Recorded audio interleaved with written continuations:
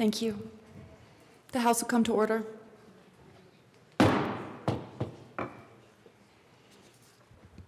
This morning's pledge will be led by Dylan Thomas, Aspen Lamb, Riley Wolf, and they are from Girl Scout Troop number 559 in Castle Rock, Colorado. Welcome. Please join us for the Pledge of Allegiance. I pledge allegiance to the flag of the United States of America and to the republic for which stands one nation, under God, indivisible, with liberty and justice for all. Great job. Thank you. Just give me 1 second. Mr. Randall, please call the roll. Representatives Arndt, Baker J, Baker K, With your parking permit, it did. I guess, yeah, well, they dropped it off to you.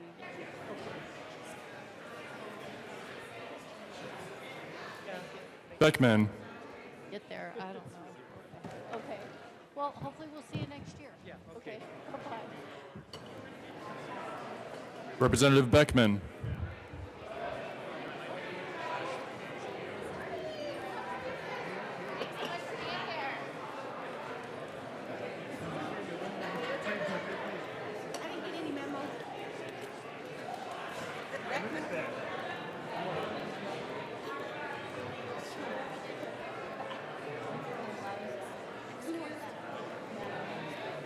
excused. Benavides, excused. Bridges. Buck. Buckner. Carver. Catlin. Coleman. Covarrubias.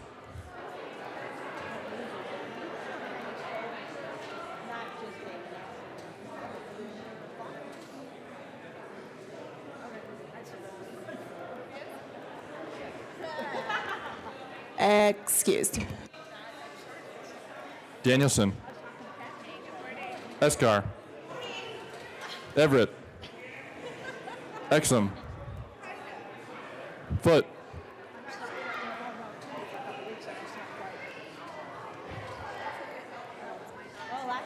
Foot.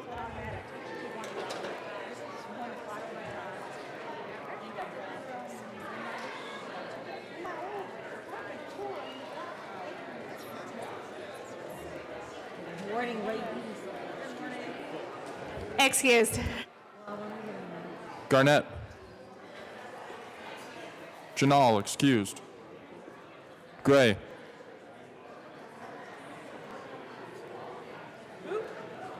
Gray. Excused. Representative Gray is present. Hamner. Hanson. Herod.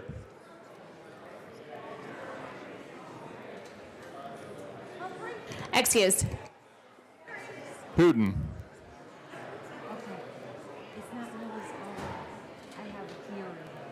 Excused. Oh, she's here. Representative Hooten is Hooten's present. Humphrey. Jackson. Kennedy.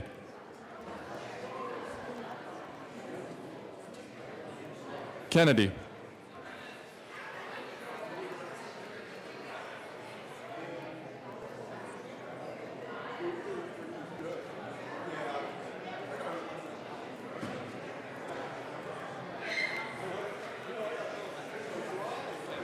Excused. Kraft Tharp. Landgraf. Lawrence. Lee.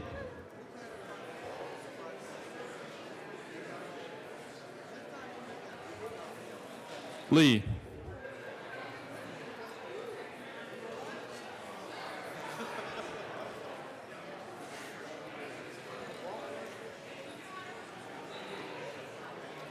Excused.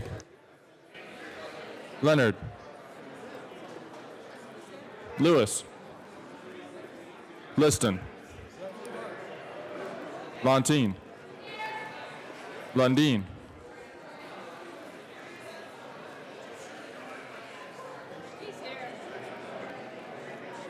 Lundeen. Representative Kennedy is present.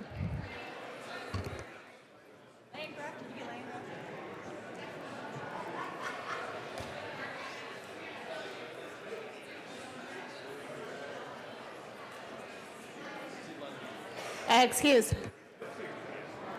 McKean. McLaughlin. Belton. Michelson Janae. Neville. Pabon. Pedersen. Representative Lee is present. Rankin. Ransom. Ryer. Representative Lundeen is present. Ryer.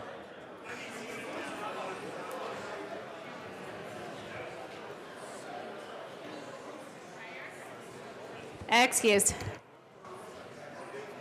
Roberts. Rosenthal. Sane. Salazar.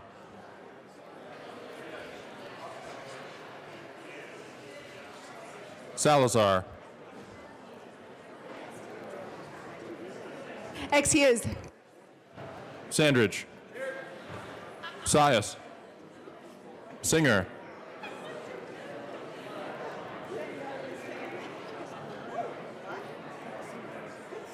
Singer.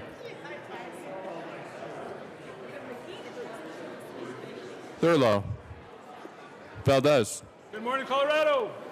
Van Winkle. Weissman. Willett. Williams. Wilson. Winkler. Winter.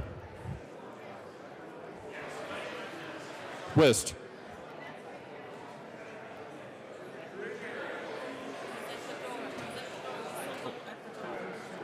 Young. Madam Speaker. Present.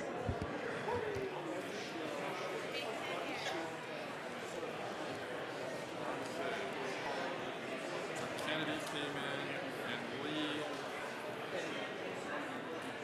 So I have Beckman, Benavides, Covarrubias, Foote,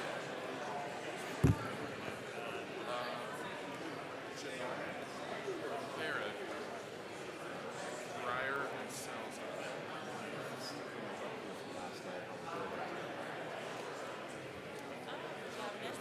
Representative Beckman is present.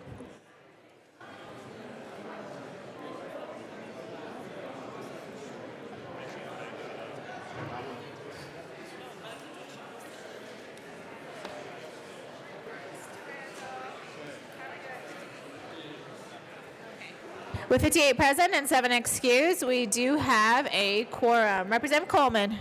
Thank you, Madam Speaker. I move that the reading of the Journal of Thursday, April 19, 2018 be dispensed with and approved as corrected by the Chief Clerk. All right, members, you have heard the motion. Everyone in favor signify by saying aye. Those opposed signify by saying no. That motion passes. Announcements and introductions.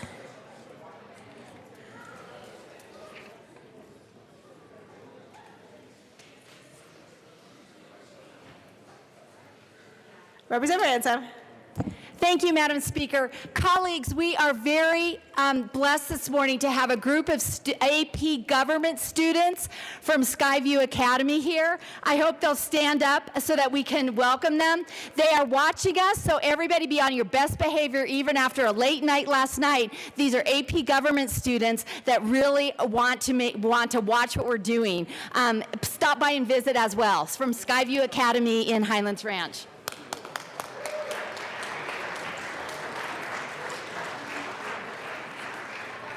Further announcements or introductions, and welcome to the Capitol.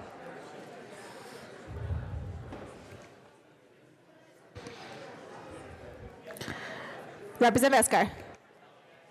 Thank you, Madam Speaker. Members, don't forget as you are heading home this weekend and coming back on Monday, pack your jeans and pack your cash.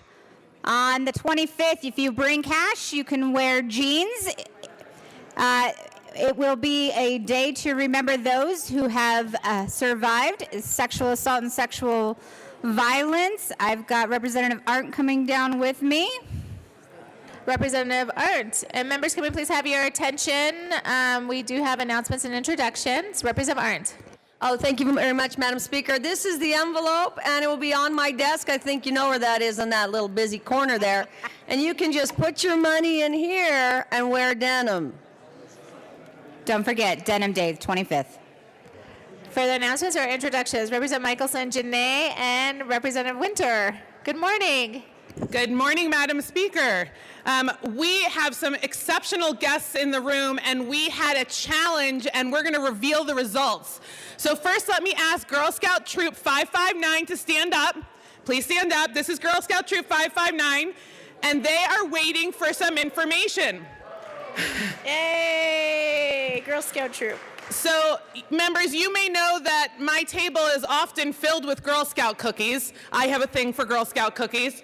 And Representative Winter and I did a challenge, and we did the Thin Mint Challenge because I order, oh, here we go. Representative Milner is modeling Thin Mints.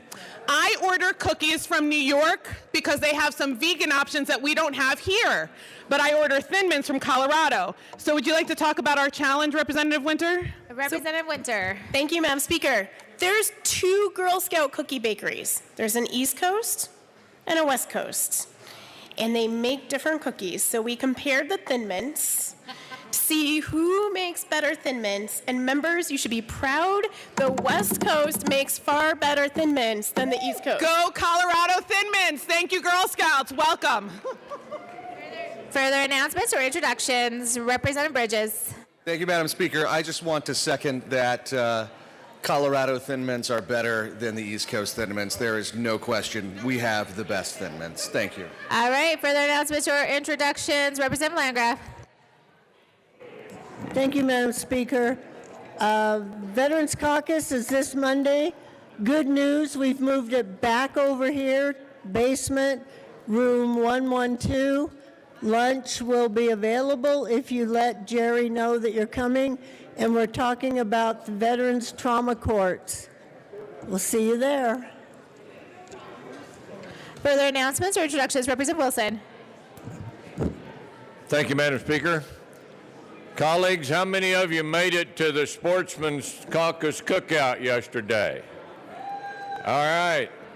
I have one full box of the hot dogs, and I have an open box where if you only want half a dozen of them, we can do that. So if you want hot dogs, let me know. All right. Further announcements or introductions? Representative Coleman. Thank you, Madam Speaker. So I just wanted to take a real quick moment to say that there are people in our lives who have helped us get to where we are today. There are people in our lives who've made a huge impact. And one of those people in my life is a good brother of mine, a friend that I've known since I was in elementary school, getting in trouble. His name is Emmanuel Wilder. He's a good friend. He's working really hard in North Carolina to make an impact for kids and young people, and I'm super happy to have him here. So I just wanted to give a shout out to a good friend of mine, Emmanuel Wilder, in the back over here.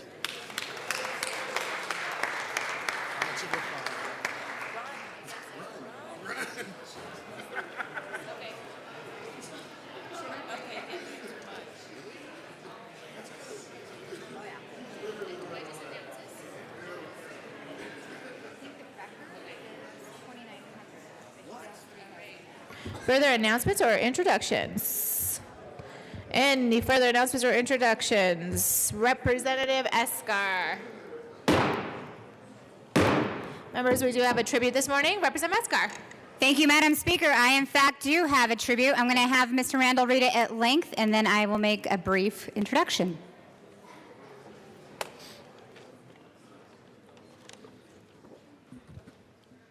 The House of Representatives convened in the 71st General Assembly hereby extends sincere commendations to Mr. Frank Sagona, Colorado athlete Frank Sagona of Pueblo recently made history when he broke his 4th Guinness World Record by completing 2,900 push-ups in 1 hour.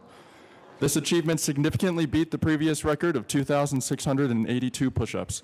The world record is highly competitive, and the feat marks yet another accomplishment in Mr. Sagona's impressive athletic career, among other world records for chin-ups. In addition to these accomplishments, Mr. Sagona is setting a good example for athleticism and goal setting for local students. He set the new record at Pueblo South High School, his alma mater, while students and faculty cheered him on. The members of the Colorado House of Representatives are proud to recognize and congratulate Mr. Frank Sagona for this outstanding achievement and wish him a continued future of success.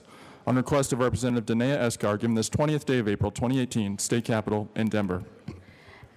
Representative Escar. Thank you, Madam Speaker. And members, I am proud to introduce to you somebody I have known probably since middle school. We went to high school together.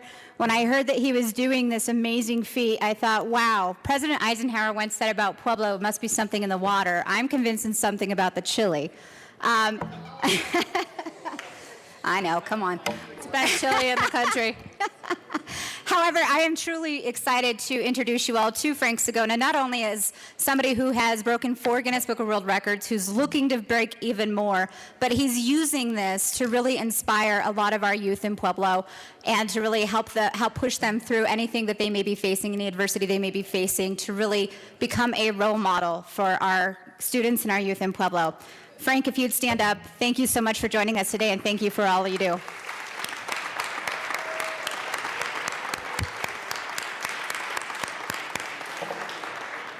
Thank you so much for joining us today, and congratulations. Further announcements or introductions? I do have one on Senate Bill 179. The Senate did not concur in House amendments as requested a conference committee. The House conference will be Hooten, Pabon, and Van Winkle.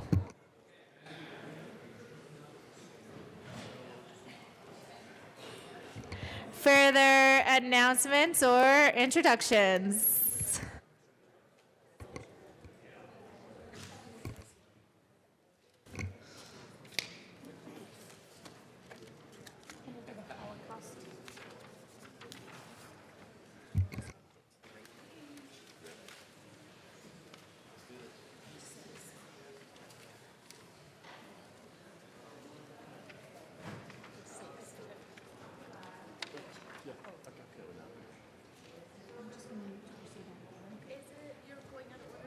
Yeah, we're going to do the Holocaust.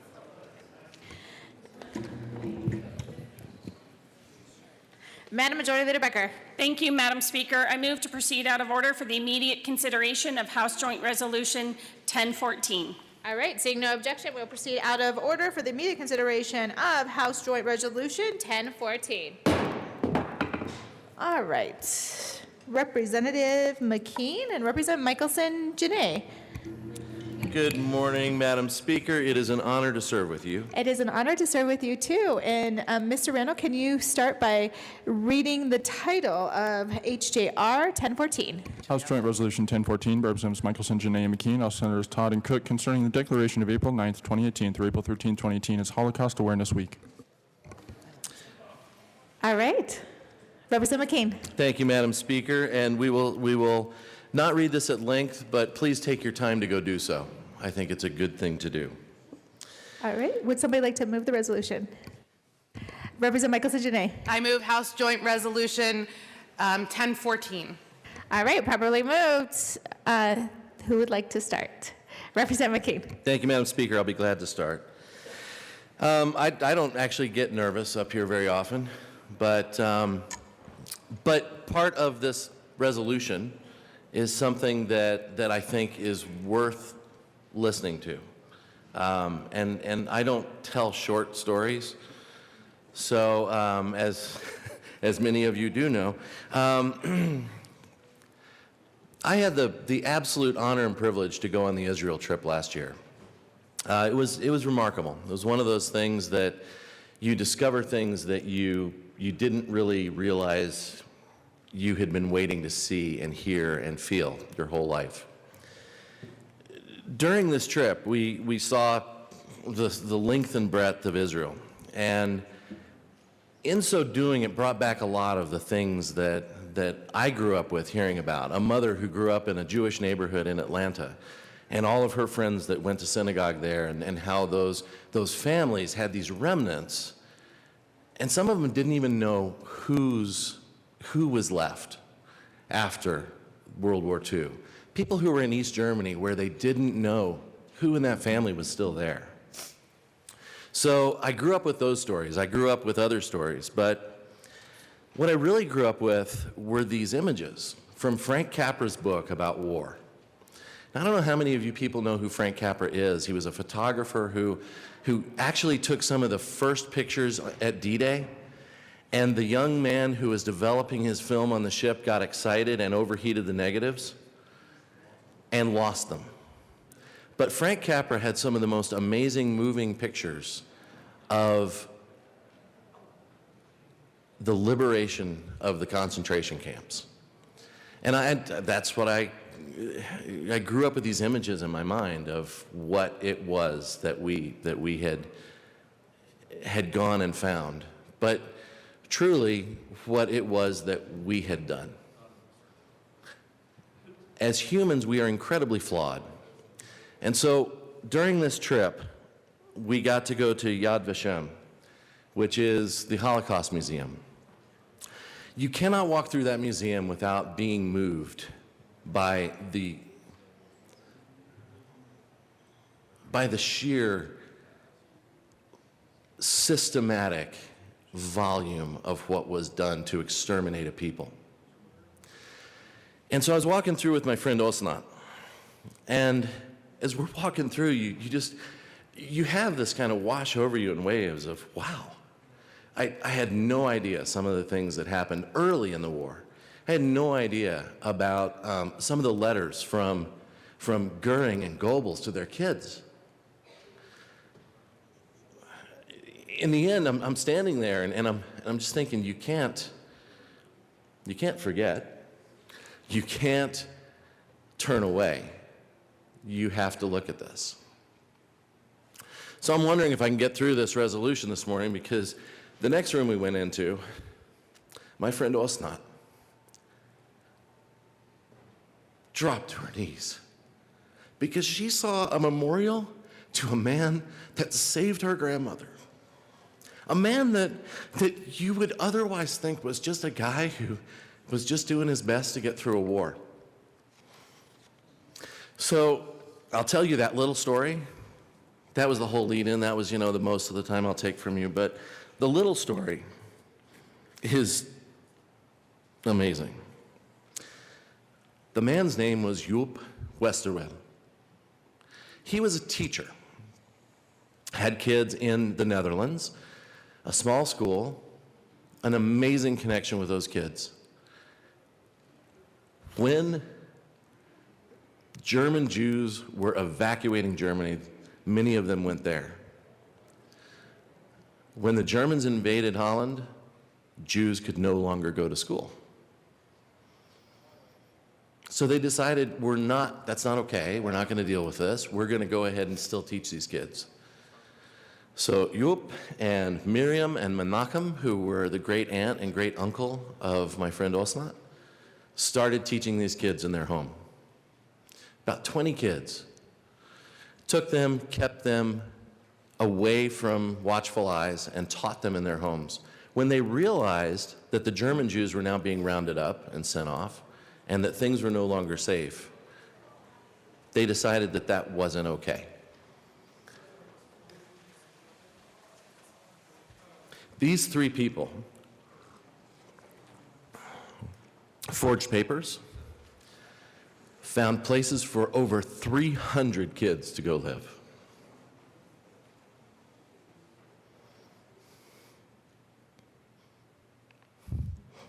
When I think about that, from my perspective, my kids have to go hide just so they can live.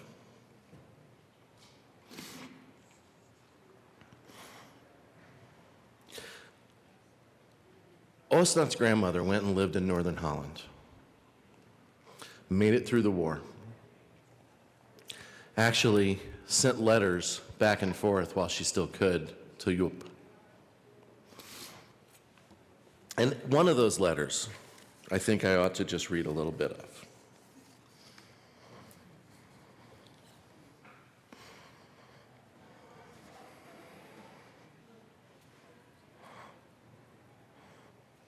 I think it bears recognizing that Yup was a Christian.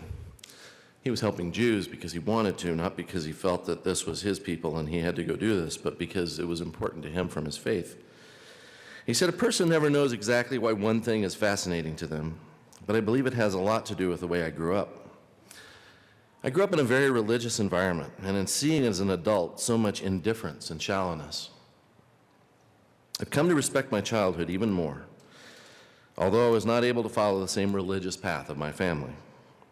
I still think life is an extremely serious business, and we need to take life itself very seriously and never stray from fulfilling our basic ideals.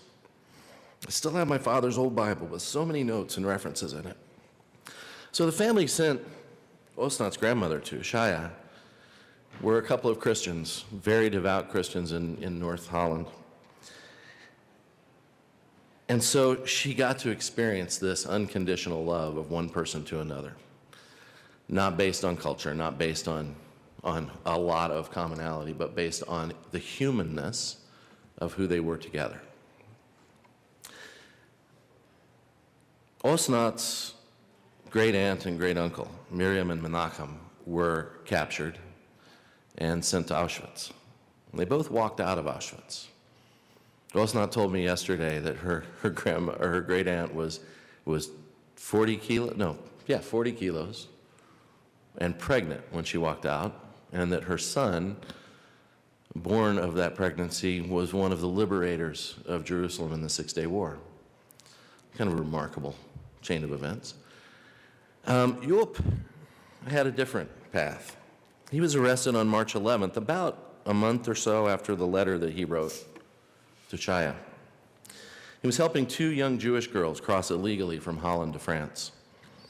And 5 months later, he was executed in the Volk concentration camp. These are people I didn't know. But I know them because I know Osnat. The depth of what we talk about in this chamber, the depth of what we do, does not touch the depth of what we should know, what we should pass on to our kids. We are several generations away now of the Holocaust, and we hear these discussions that we all kind of scoff at.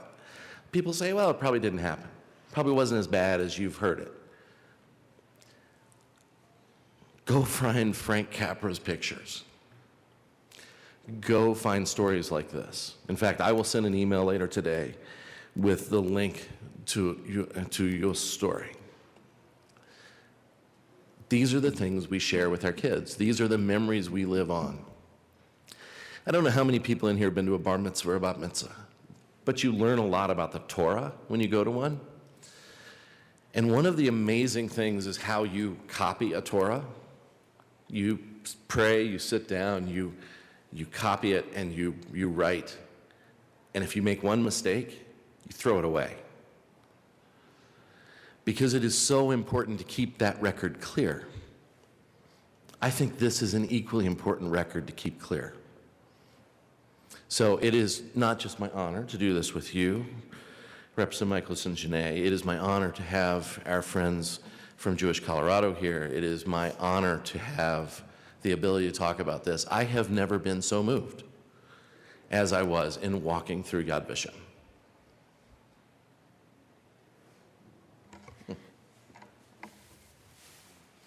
Thank you, Representative McKean. Representative Michelson Janae.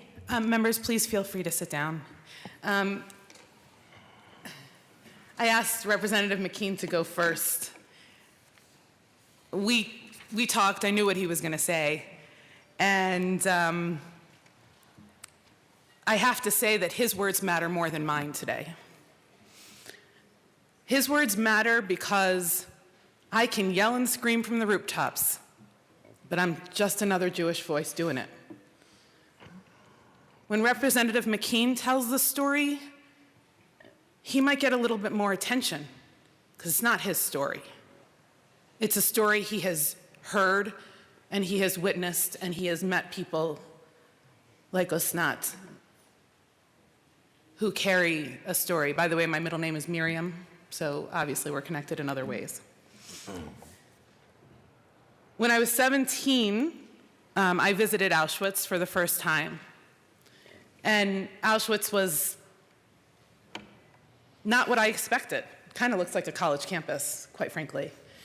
Although when I speak to survivors, they tell me there was nary a tree or a blade of grass because they would have eaten from it, and it did not exist. But it was Treblinka that broke me.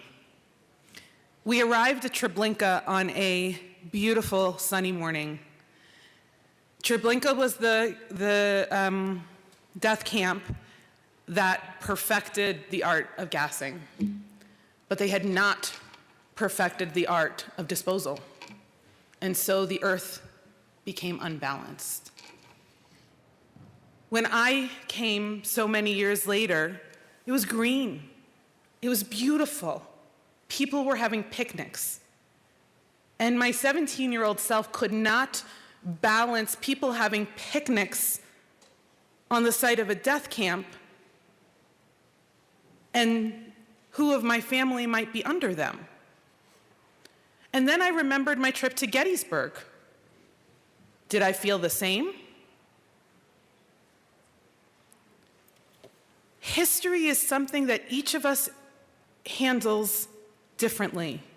My mother grew up in Jackson Heights, New York. Every single one of her friends was a child of Holocaust survivors. There wasn't a single one. Most of her friends' parents didn't tell their stories until their children were adults. They couldn't bear to burden. They didn't want to be found out. Maybe there would be a kibosh on them. And I, in turn, was told my job is to make sure that we go on as a Jewish people. The pressure on me to be a forward-facing Jew, and as you know, I'm very shy about my Jewishness. But it was huge, I know, crazy. So when Representative McKeon and I were preparing for today, he told me a little joke that he had heard, which is, you know, one of the oldies but goodies, Jew stranded on a desert island gets rescued, and you know, one Jew, two synagogues. That's the one I go to. That's the one I would never step a foot into. You know, that's the joke. But really, the oldest joke we shared on Passover and every Jewish holiday. They tried to kill us. We won. Let's eat. That's our recipe for holidays. We laugh about it often. You know, the Passover Haggadah, the book that we follow to retell the story of the Exodus from Egypt, where we were taken out of slavery and then wandered in the desert for 40 years because Moses couldn't ask for directions, whatever, we'll talk about that later. But it's a long story. Much easier to say they tried to kill us, we won, let's eat, right? Like, we have long prayers for example, after we eat food, it's also much easier to say, rub-a-dub-dub, thanks for the grub, yay God, right? We have these shortened versions of all of the prayers. But they did try to kill us.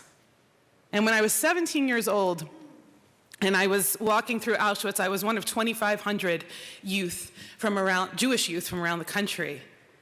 And we did a march from Auschwitz to Birkenau. The program is called March of the Living, if you want to look it up.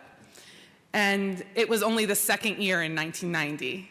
And I remember feeling as Poles were lining, it was the first time they'd seen this big parade of Jewish people, you know, with the Israeli flag, all dressed in blue and white, lines of 5 to mimic the death marches that our ancestors did not survive. Alive and vibrant and experiencing Poland as Jewish people. My ancestors are from Poland. It was on that trip that I went to the Warsaw Jewish Cemetery, and for the first time in my life, I felt rooted. It was the strangest feeling in the world, because all the names on the tombstones around me reflected the names of family members I never got to meet. The program changed me so much that my very first job when I moved here, my very first big girl job, was director of the Holocaust Awareness Institute at the University of Denver. And through that program, I got to take teens from here.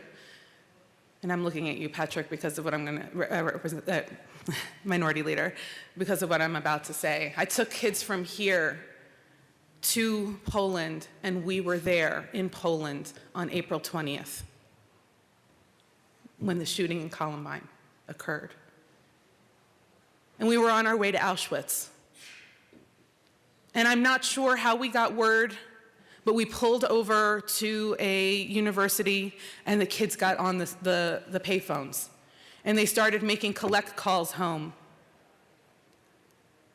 We were on our way to Auschwitz and the kids were grieving their peers.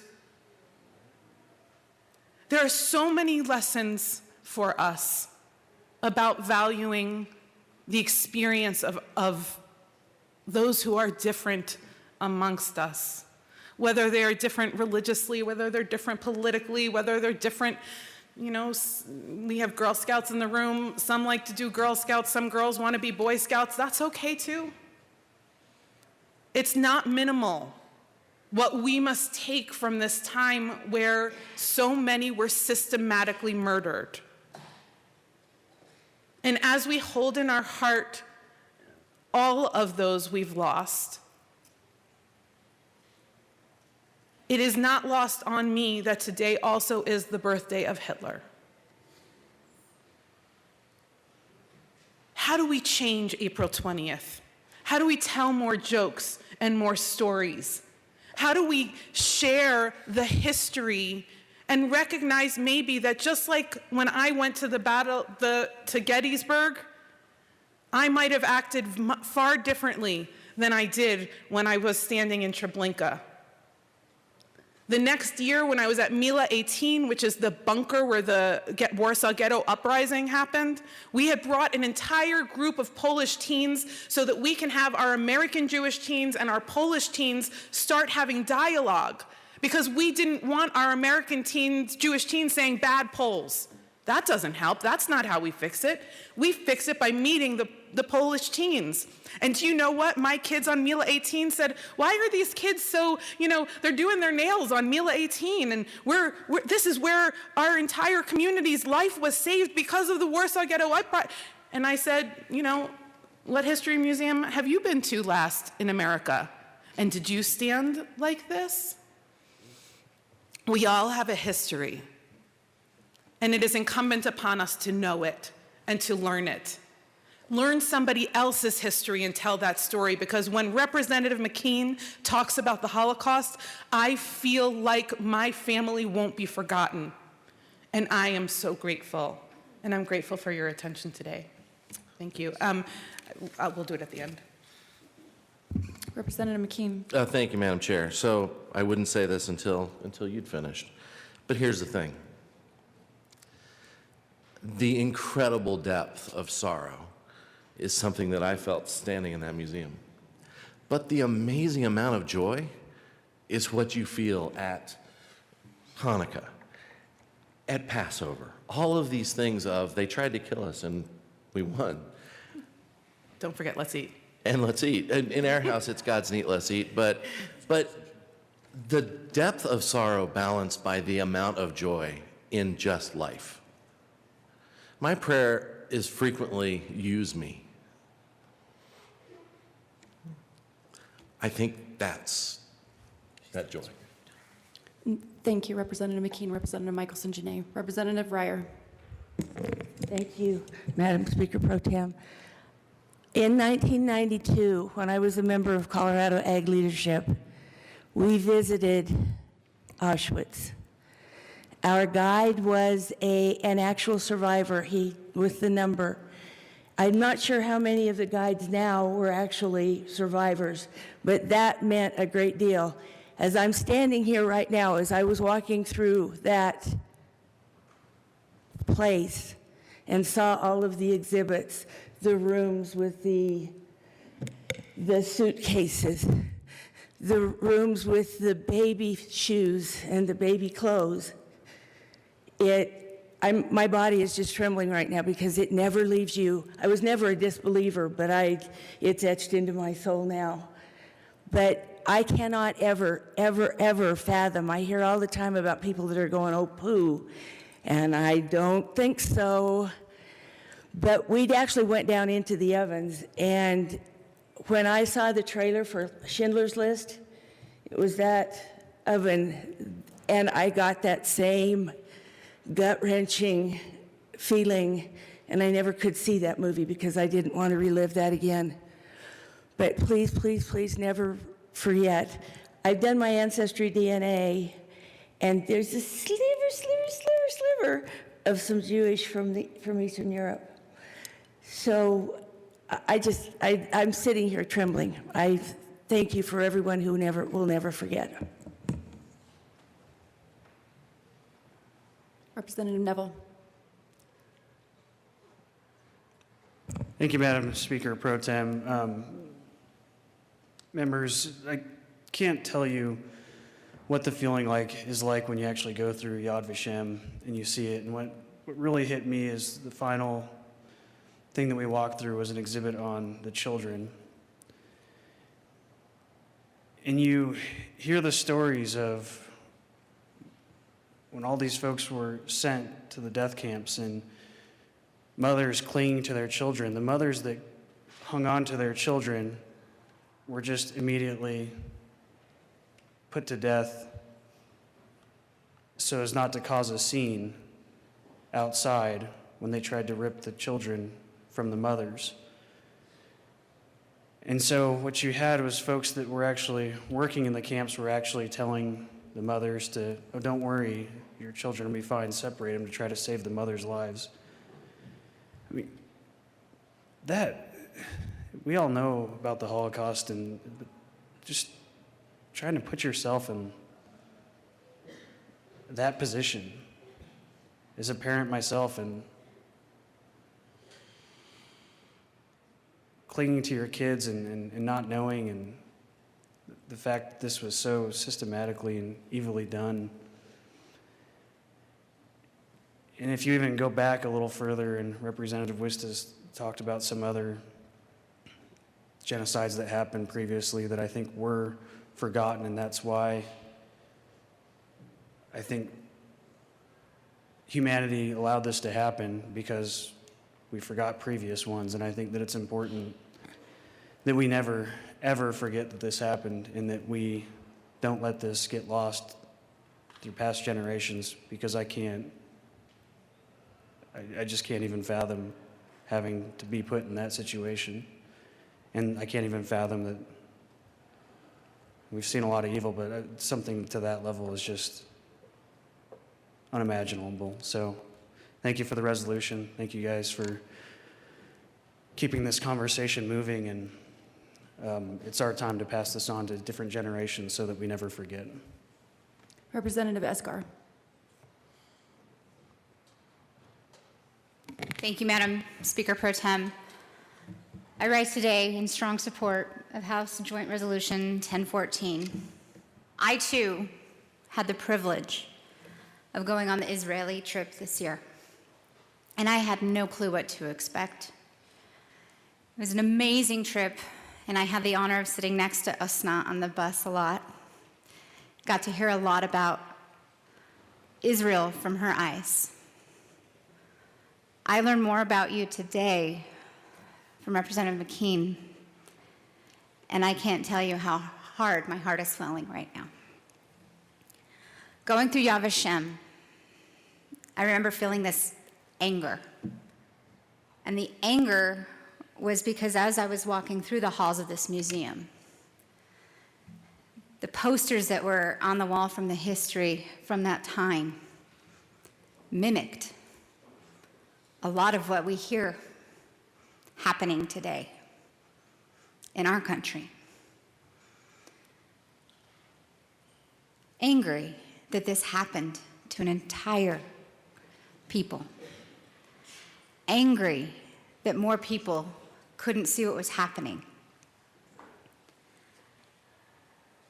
walking through Yad Vashem, I also felt deep sadness. A sadness that I was told to prepare for. I was told this is going to be the hardest day yet. You can't prepare for that. When you walk through and you see the people who tried to help, you see a braid of a child who loved her braid so much. Before they had to leave, their mother cut her hair off and put it away so she could have it when they came back.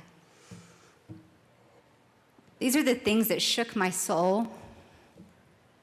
And just as I thought I was doing all right, I walked into a room probably a little bit smaller than this, but just as tall as this, full of binders from the floor to the ceiling and even down into the hole. Binders. Each binder represented a person who lost their life in the Holocaust. That's where I lost it. I don't know why a physical binder representing a human being hit me so hard, but to see the enormous amount of binders and realizing that they were people, stories of people, has stuck with me. Thank you for bringing this resolution today, and thank you for giving us time on the floor today. Members, I know it's been a long week, to just pause and remember the history and hold on to that in our hearts as we move forward today and tomorrow. Thank you. Representative Singer. Thank you, Madam Speaker Pro Tem, and thank you, members, for taking some time today. And I genuinely appreciate what Representative McKean, Representative Michaelson-Janae, and what everyone has already said. You know, I have not been on the Israel trip, and I'd like to say it's because I don't have a passport and because I love this country so much, but it's actually I don't have a passport because I'm cheap. And so I haven't been to Israel, but I have lived a lot of these stories through my own family. And so when I got up here, I wasn't sure whether I wanted to quote my Uncle Bernie, Cicero, or Representative Wilson. So I'm going to try and do all three. But, you know, Cicero basically said that, you know, whoever does not know their own history forever remains a child. So when I look at the word awareness, I think about that, and I go, okay, well, then we need to be more aware. And then I think about Representative Wilson says, well, what are you going to do? Because awareness, you know, I'm aware that the sky is blue. What am I going to do about that? I don't need to do anything about that. We hear the awful stories about what happened. And recognizing that is important because we realize that we can all do better. But then the question is, what are we going to do? And that brings me to my Uncle Bernie, who is in his 90s now. He was a paratrooper with the U.S. Armed Forces in World War II. And he tells me this story, and now my mom tells this story at Passover about how they were about ready to launch one of their missions. And, you know, you can imagine these 18, 19, 20-year-old, mostly young men, maybe a couple women, sitting in a bomber, engines warming up, everyone clutching their firearms, and then the engines stop for a second. They're on the ground, and Lieutenant William O'Hara walks in, good Jewish name, and says, the objectives that you were expected to do were completed by our ground forces. We're all going back to the barracks tonight. Everyone starts cheering. And Lieutenant O'Hara raises his hand and demands silence. He says, there are men who have died in your place tonight. And everybody walked back to the barracks in silence that night. And so it led me to this question of, well, who else dies in our place without us even knowing.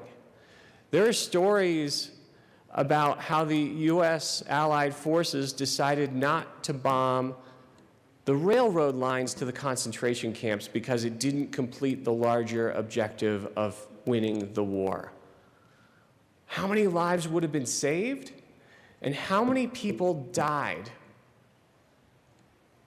in the place of our men and women, our Allied forces, who didn't even know that that's why they were dying?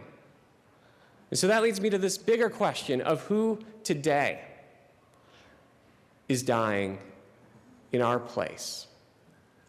Who today is sacrificing because of our actions or inaction, because we've made a decision to not do something, whether it's an errant comment that we let go and fester, or whether it's a decision not to fund a certain budget line item, or it's a decision about an international conflict, whether it's Syria or Iran or Iraq or anywhere in the world right now today where we've decided that our own personal or national interests are best served by doing something else. There's no easy answer for these things, but I think it is important on Holocaust Awareness Day not just to remember the Holocaust, but the seeds of the Holocaust next that are growing, and who is dying in our place without even knowing it. And what can we do about that? Because that's what awareness is about to me, is, you know, the Holocaust didn't start with concentration camps. It didn't start with this modernized, mechanized form of mass murder that we had never seen before. It started with a country that was decimated by war, who were frustrated and angry about massive inflation and lack of jobs, and they had a scapegoat. And that scapegoat was used for political purposes to achieve political power through largely nonviolent means. And then we had the Holocaust. So where are those seeds today, and are we going to allow people to die in our place now that we know that that is what happens? Because we can make that change when people are out there in Virginia chanting blood and soil. When we read in the newspaper that the majority of our youngest generation don't really know what the Holocaust is. We can save people so they don't need to die in our place. And that is why I stand in strong support of this resolution and encourage you all to think about Cicero and my Uncle Bernie and Representative Wilson and what we can do about this. Representative Weissman. Thank you, Madam President Pro Tem. There are a couple of items that we talk about in the well down here per session that I start to think about a few weeks in advance what I'm going to say. This is certainly one of those. And then last week, as my colleague just alluded to, you know, the news kind of rewrote for me what I was going to say. This is New York Times, April 12th, about a week ago. Holocaust is fading from memory, survey finds. For 7 decades, Never Forget has been a rallying cry of the Holocaust Remembrance movement. But a survey released Thursday on Holocaust Remembrance Day found that many adults lack basic knowledge of what happened. And this lack of knowledge is more pronounced among millennials, whom the survey defined as people age 18 to 34. 31% of Americans and 41% of millennials believe 2 million or fewer Jews were killed in the Holocaust. The actual number is around 6 million. 41% of Americans and 66% of millennials cannot say what Auschwitz was. And 52% of Americans wrongly think Hitler came to power through force. Quote, as we get farther away from the actual events, 70 years plus now, it becomes less forefront of what people are talking about or thinking about or discussing or learning. That is why we do this. That is why this matters. Because if we don't stop and call attention to what is now increasingly long in our past, we'll hear numbers like that. So with that, I just want to touch on 3 things. One is again, as my colleague from Boulder County pointed out, what happened in Europe in the 1940s had very long roots. Late this past year, I had the chance to travel to southern Spain and to Morocco and visited some Jewish museums, Sephardic Jewish museums in Granada, in Cordoba, in Sevilla, in Marrakesh. And there was a time, going back 1,000 years ago or more, when the Iberian Peninsula in the north of Africa was sort of a haven for the Jewish population of the world at that time. Cordoba was, in the time when Europe was in what we call the Dark Ages, Cordoba was perhaps the greatest city of Western Europe. Population 300,000 or more. It's what it is today. It tells you how booming it was back then, and that was in part because it was a center of Jewish culture, learning, and trade. And in 1391, there were coordinated attacks on Jewish quarters in cities all over the Iberian Peninsula. And the Jewish population, the Sephardic Jewish population of the Iberian Peninsula, never recovered, hasn't recovered to this day. I won't go into too much detail, but you can visit these museums, you can look at what happened, you can look at the rhetoric that was used, you could look at the things that were done in the guise of the law before the attacks in 1391.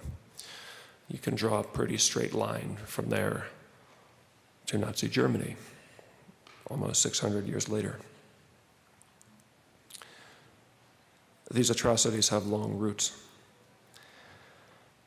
And the second point is just that as they have long roots, they can happen everywhere.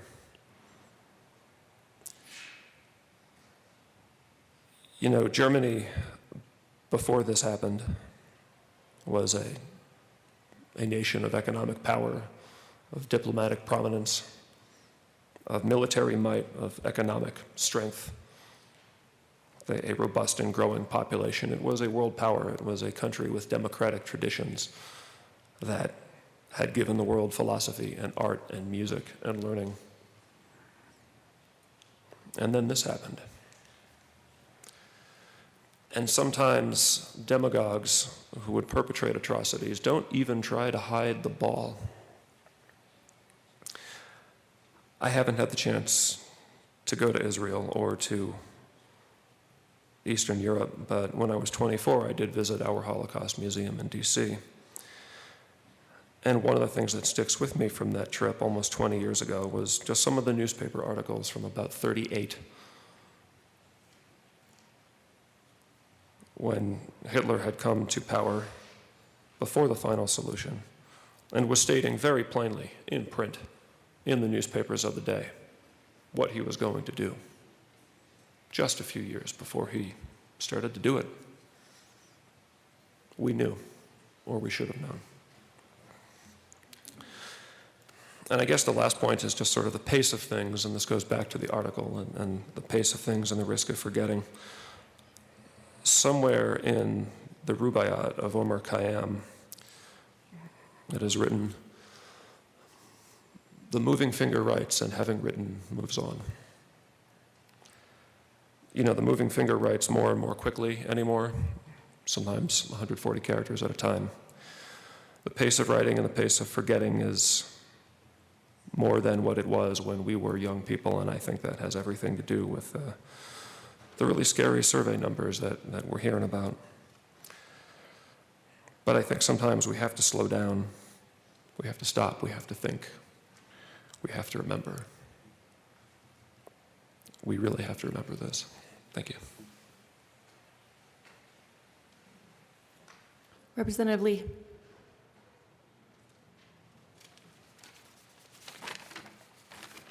Thank you, Madam Speaker Pro Tem. This is my 8th Holocaust awareness, and I don't come down every year, but now and then I do. And I want to thank Representative McKean and Michelson Janae for inspiring and stirring us and reminding us and telling us not to forget. What I like to recall is the statement which many of you have heard by Martin Niemöller, the Protestant minister who spoke out against atrocities. First, they came for the socialists, and I did not speak out because I was not a socialist. And he gave this speech many different times and inserted various different names in the speech for communists, for Catholics, for gypsies, for communists, for trade unionists. And the speech is repeated on numerous times. 2 Christmases ago, I received the following Christmas card from a Catholic priest who is a friend of mine. When they shot black youth, I didn't speak out because it wasn't my neighborhood.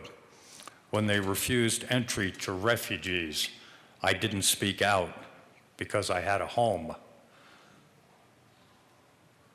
When they tortured people, I didn't speak out because I was afraid I'd be called a terrorist sympathizer. When they deported immigrants, I didn't speak out because I was a citizen.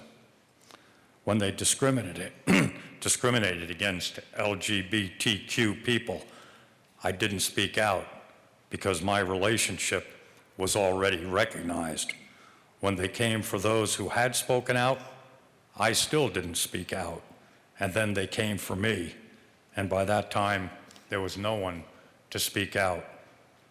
So I ask that you insert your own names into those lines and think about ex-convicts, think about lepers, think about sex offenders, think about people with AIDS, think about homeless people. And please, colleagues, speak out. Representative Sane.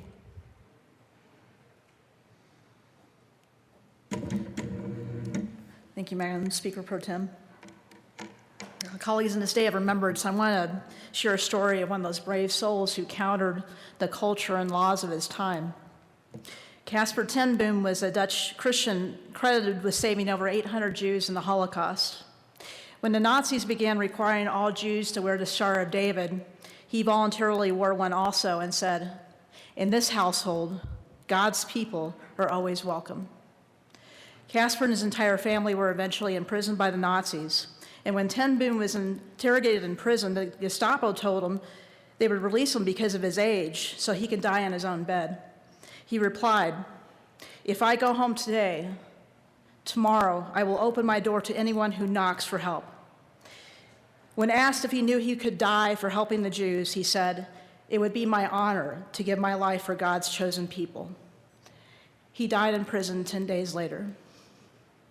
As Christians, we are to submit ourselves to those in authority over us, and we are called to pray for those in authority over us, unless what we are asked to do conflicts with the Word of God. Caspar ten Boom was a friend of God, and he was, as you may recall, the father of Corrie ten Boom, who carried on as a worker of Salt and Light.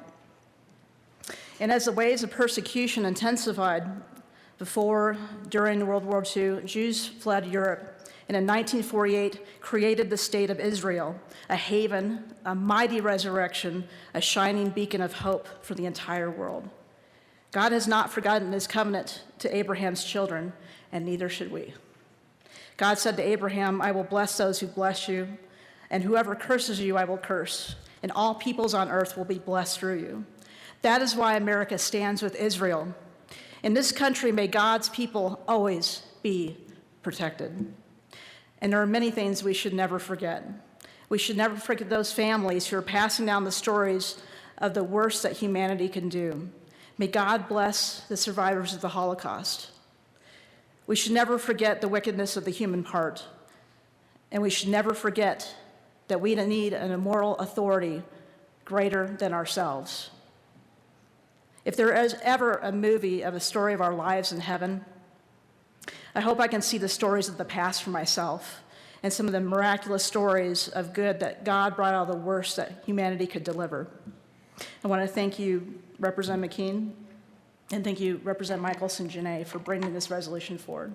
I stand in strong support. Representative Exum. Thank you, Madam Speaker Pro Tem. I didn't bring any prepared remarks. I just want to share a quick story. 1997, I was back at Emmitsburg, Maryland, Representative McKean, for a 2-week class on how to handle multi-jurisdictional incidents at the Fire Academy. And it was a 2-week course. Well, in between the 2 weeks, we had a weekend off. And me and my friend, firefighter Gary Green, we decided we'd go down to Washington, D.C. I'd never been to D.C. before. I was excited about going down because I'd always heard about Washington, D.C. being the chocolate city. And me from Colorado Springs, I want to see what the chocolate city meant. And when I saw all the firefighters that looked like me, I went up there and I wanted to take pictures of them, and they thought I was a little crazy.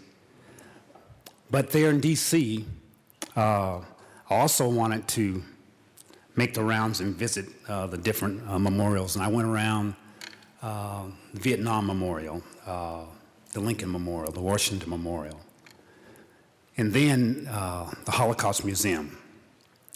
And I knew a little bit about the history, and I thought, I'm just, a tourist going to these different places, until I stepped in to the museum. And then all that tragedy, all that evil, all those things all just hit me all at once. And it was almost like God was saying, don't forget, but learn how to forgive. Because in our minds, we can't comprehend this type of evil that happened. I couldn't. And so today I just wanted to share 3 things. Remember, don't forget, and forgive. Thank you. Representative Garnett.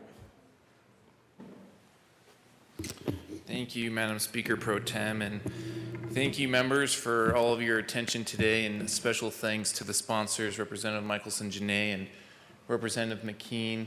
I was lucky enough to go on the trip with our colleagues to Israel, but that was not my first education in what happened across Europe during the Holocaust. And I stand up here today to make sure that we never forget. And we do this every year to make sure we never forget. And there are museums in Washington, D.C., and in Israel. When I was 11, I visited Dachau outside of Munich, a museum that is actually the concentration camp. And I have gone on this amazing journey of never forgetting. But when you hear the statistics that Representative Weissman articulated, there are reasons why we talk about this every year. And there is a movement that started 50 years ago, and there are people who deny that the Holocaust ever happened. And they don't just deny it around the dining room table and on random blogs that no one reads. They deny the Holocaust through what appear to be historical journals, what on the face look like any history book that you would pick up or that you would study in school. And I bring that up because it's important to remember that we need to do everything we can every day to remember what happened, because there are those who are trying to deny that the Holocaust happened through very sophisticated ways. And when I hear the statistics that Representative Weissman highlighted, it reminds me to come down and to highlight that there are all these ways that we can never forget. We can go to museums, we can talk to survivors, we can listen to our colleagues during days like this, we can visit with community members around the city, but we have to make sure that the next generation never forgets, because history doesn't just live on, we have to make sure we teach it. So thank you guys for taking the time to make sure that we remember today and that we never forget going forward. Representative Rosenthal. Thank you, Madam Speaker Pro Tem and members. This is my 6th and final time that I'll be coming down to the well for the Holocaust Memorial. I have actually worked on this resolution before as a main sponsor, and so I know the work and the dedication and passion that goes into creating this. So thank you, Representative Michelson-Jeannet and Representative McKean for doing that. And so members, as you know, you've probably maybe looked at the resolution and maybe you've listened to some of the speeches, and you know, it can be overwhelming. And when you go to the museum in Yad Vashem or the museum in Washington or here, it can be overwhelming, and it's a bit much. And then you wonder at the end of it, what have I really gotten out of it? And so, as you know, I'm a teacher, so I'm asking for you to latch on to something, some piece of this that you have heard today, that you've read today, that you can take with you. And that you can take with you throughout your day, that you can take with you through to the next year, that until we hear the next Holocaust resolution. And as was said by prior speakers, how can you apply this to our daily life? How can we apply this to our work? And also our relationships with each other and our relationships to our community, so that make sure that we do carry forward that humanity and that kindness, which we have seemingly in such short supply today. And so, as we remember, I'd also like to remember members of my family.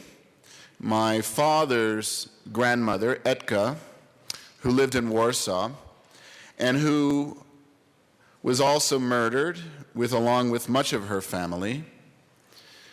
And I'd like to remember others in my family who died at the hands of murderers, like a second cousin in Argentina who died at the hands of the fascists there, and others.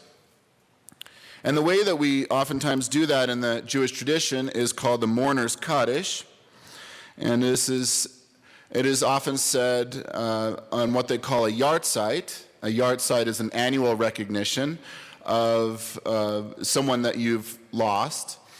And so what I'd like to do is say this Mourner's Kaddish for all those who lost their lives in the Holocaust. And as we heard from Rabbi Black, it was 6 million Jews, and we also have gypsies and communists, and as was mentioned before, folks who helped the Jewish people, or those of the American military or other allied militaries who fought to liberate Europe and bring peace to our world.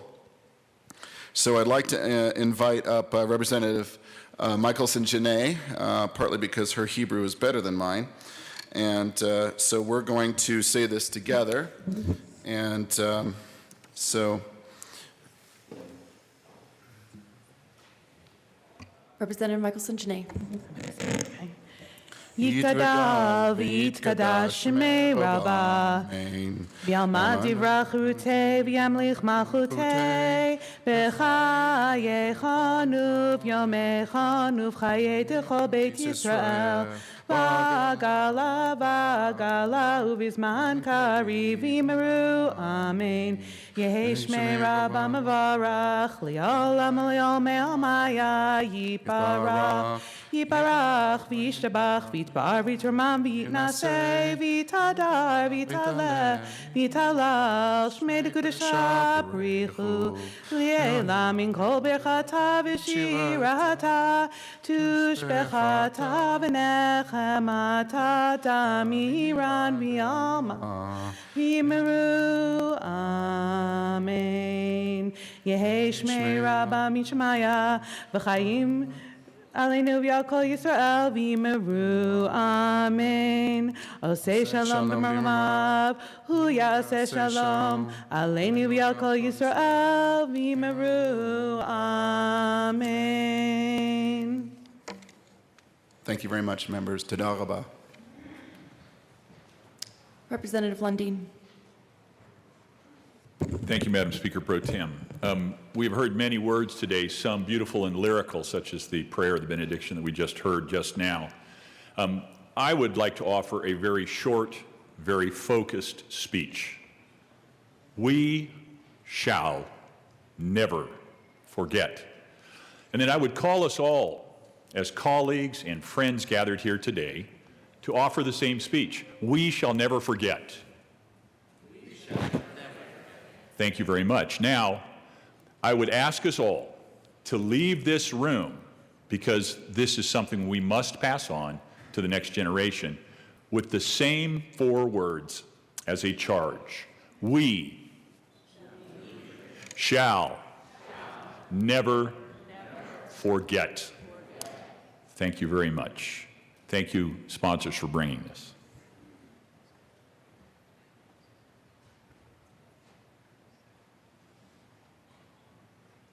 Representative Singer.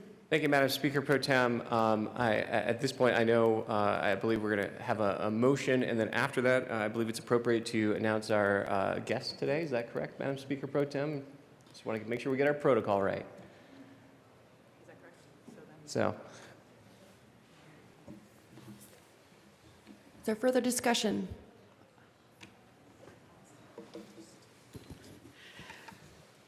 Representative Michelson-Jeannet. Madam Speaker Pro Tem, I move that the roll for the adoption of House Joint Resolution 1014. Representative Michelson-Jeannet, we need to vote on the resolution. What's the motion? The motion before us is the adoption of House Joint Resolution 1014. Is there any objection to taking a voice vote? Seeing none, all those in favor say aye. Aye. All those opposed say no. The resolution is adopted. Representative McKean. Madam Speaker, I would ask that the morning's roll call be added as co-sponsors. Seeing no objection, the morning roll call will be added as co-sponsors. Thank you very much. Representative Singer. Thank you, Madam Speaker Pro Tem. I just want to extend my thanks not only for your patience today in listening to this. I know it's important, but we also want to honor everyone who's here, who's joined us.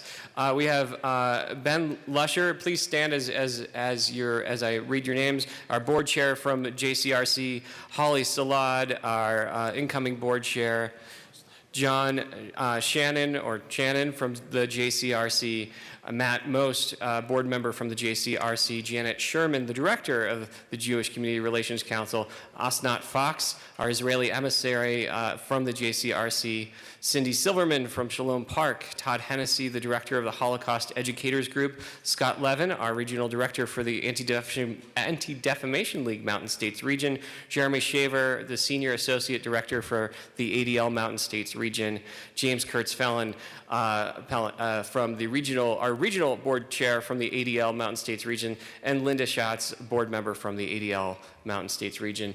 If you're here today and I haven't said your name, please stand up to be recognized, and thank you for taking your time to be with us today.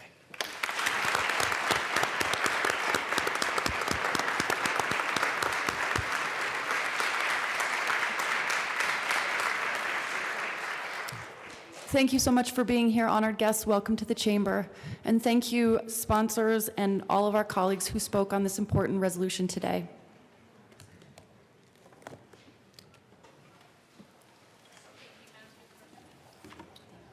All right. Thank you, Madam Speaker Pro Tem.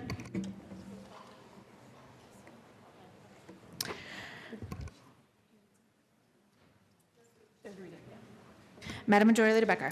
Thank you, Madam Speaker. I move to proceed out of order for the consideration of third reading of bills, final passage. All right, seeing no objection, we'll proceed out of order for the immediate consideration of third reading of bills, final passage. All right, we start with House Bill 1342. Mr. Randall, please read the title of House Bill 1342. House Bill 1342, whereas from Meldon Law Center talk concerning a requirement that the Common Interest Community created in Colorado before July 1st, 1992 comply with the provision of the Colorado Common Interest Ownership Act that allows for a majority of the unit owners in the Common Interest Community to veto a budget proposed by the Executive Board of the Common Interest Community. All right.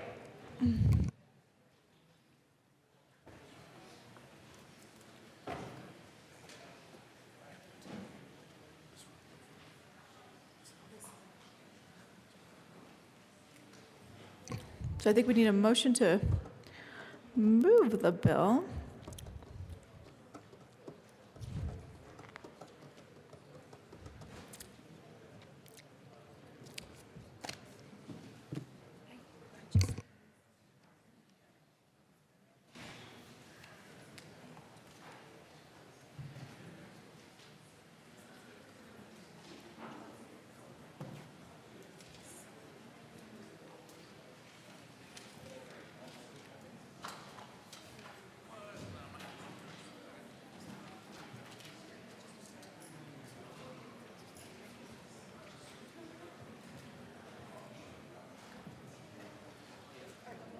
Madam Majority Leader Becker. Thank you, Madam Speaker. I move for the passage of House Bill 1342 on third reading and final passage. Question before us is the passage of House Bill 1342 on third reading and final passage. Mr. Randall, please open the machine, and members, please proceed to vote.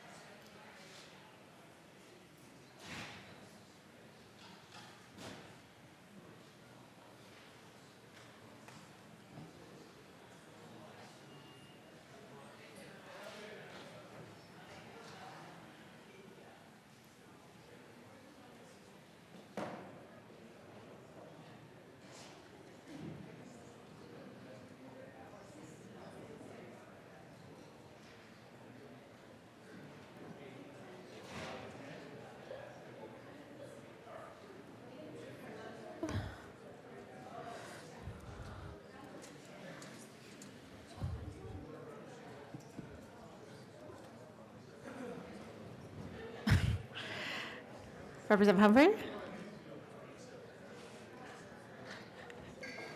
Please close the machine. With 61 yes votes, 0 no votes, and 4 excused, House Bill 1342 is passed. Representative Melton and Representative Kraft-Tharp, that will be $2. Co-sponsors.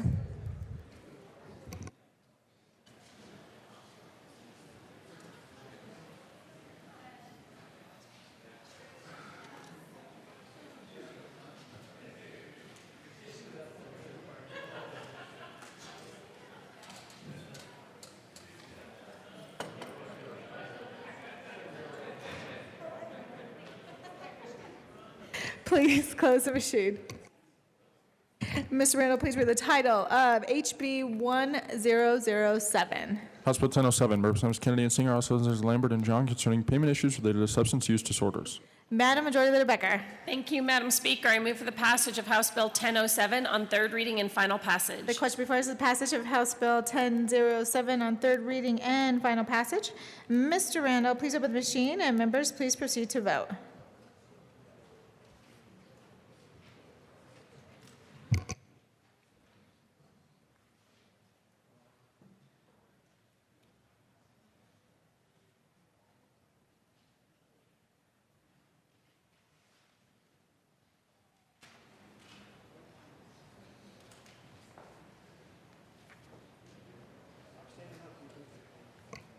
Representative Valdez, please close the machine. That's okay. With 42 yes votes, 19 no votes, and 4 excused, House Bill 1007 is passed. Co-sponsors.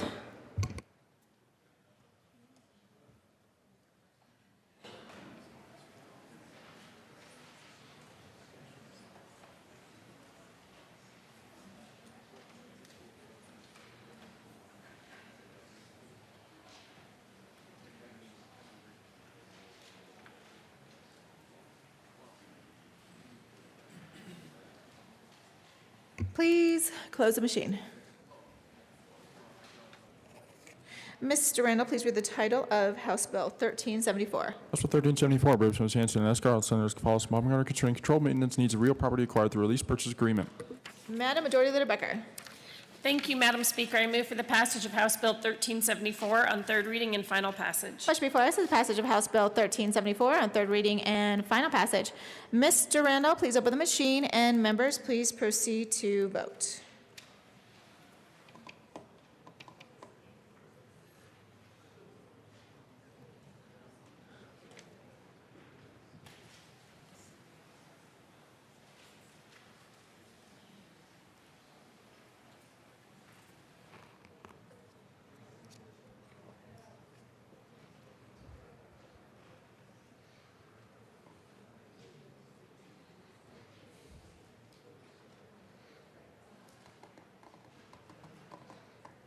Please close the machine.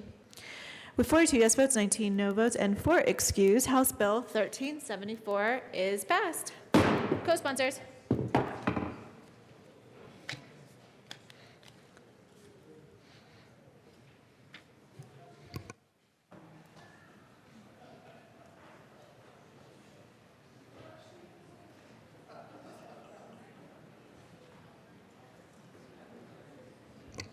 Co-sponsors.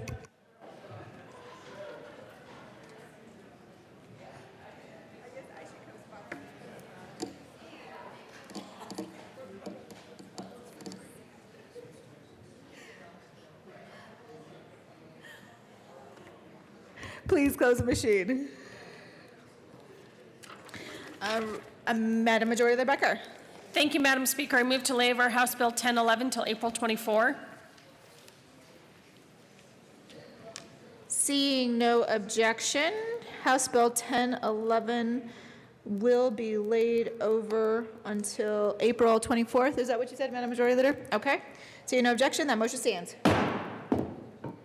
All right, next up, House Bill 1381. Ms. Randall, please read the title. House Bill 1381, Representatives Green, Van Winkle, Senators Neville and John, concerning operations related to the sale of medical marijuana, the regulated medical marijuana in connection therewith providing for the 70% owned source requirement to 1 year transition period of 51% one owned source requirement to an elimination of the owned source requirement. Madam Majority Leader Becker. Thank you, Madam Speaker. I moved for the passage of House Bill 1381 on third reading and final passage. All right, the question before us is the passage of House Bill 1381 on third reading and final passage. Mr. Randall, please open the machine, and members, please proceed to vote.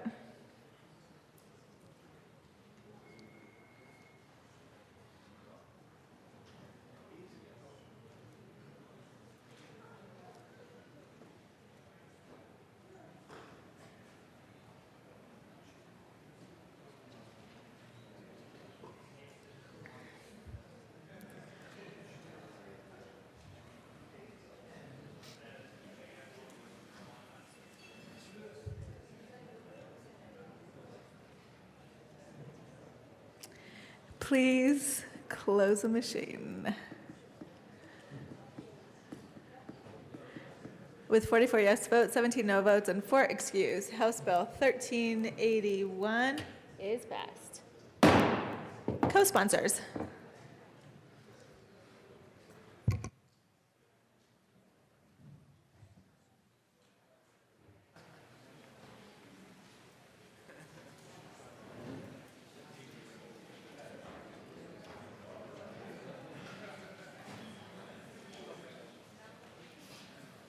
Please close the machine.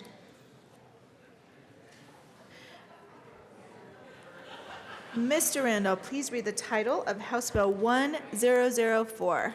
House Bill 1004, Representatives Coleman and Wilson, all Senators Tate and Caballos, concerning continuation of the income tax credit for a qualifying contribution to promote child care in the state. Madam Majority Leader Becker. Thank you, Madam Speaker. I move for the passage of House Bill 1004 on third reading and final passage. Question before us is the passage of House Bill 1004 on third reading and final passage. Mr. Randall, please open the machine, and members, please proceed to vote.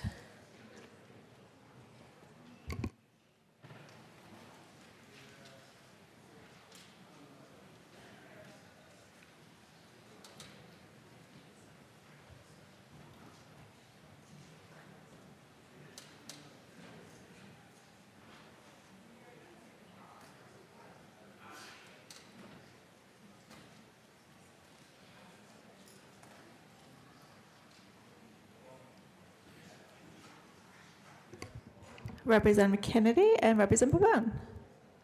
Please close the machine. With 39 yes votes, 22 no votes, and 4 excused, House Bill 1004 is passed. Co-sponsors.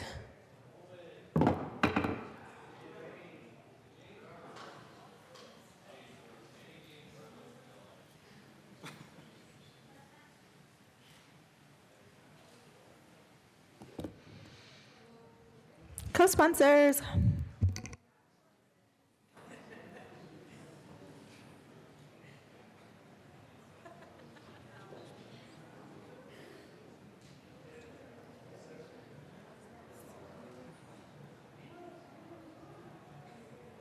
Co-sponsors.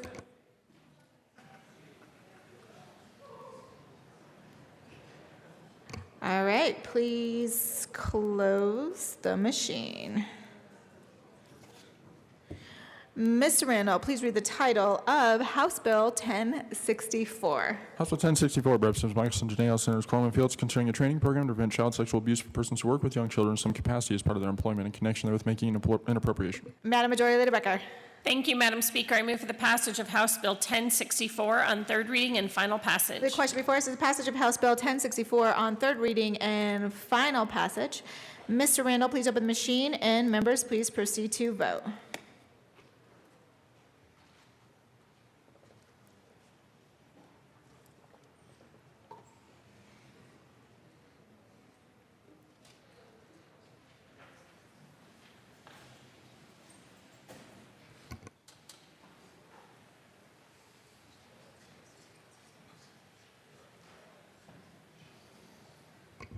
Please close the machine. With 34 yes votes, 27 no votes, and 4 excused, House Bill 1064 is passed. Co-sponsors.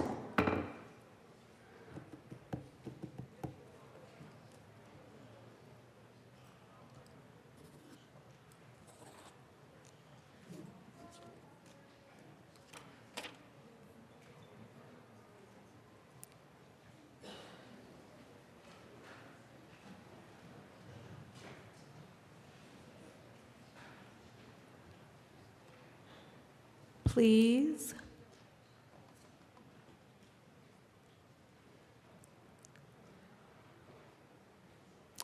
Close the machine. Ms. Randall, please read the title of House Bill 1094. House Bill 1094 by Representatives Harrod and West, all Senators Martinez, Macon, and Moreno, concerning the reauthorization of the Child Mental Health Treatment Act and in connection with making an appropriation. Madam Majority Leader Becker. Thank you, Madam Speaker. I move for the passage of House Bill 1094 on third reading and final passage. The question before us is the passage of House Bill 1094 on third reading and final passage. Mr. Randall, please open the machine, and members, please proceed to vote.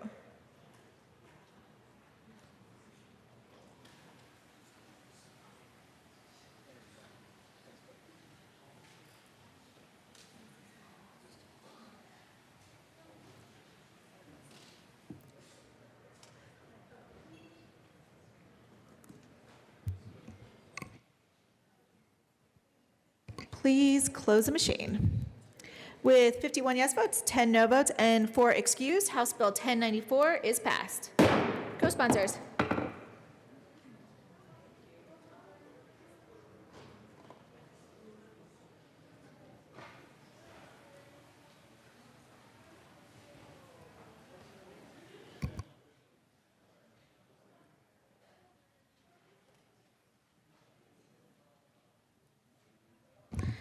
Please.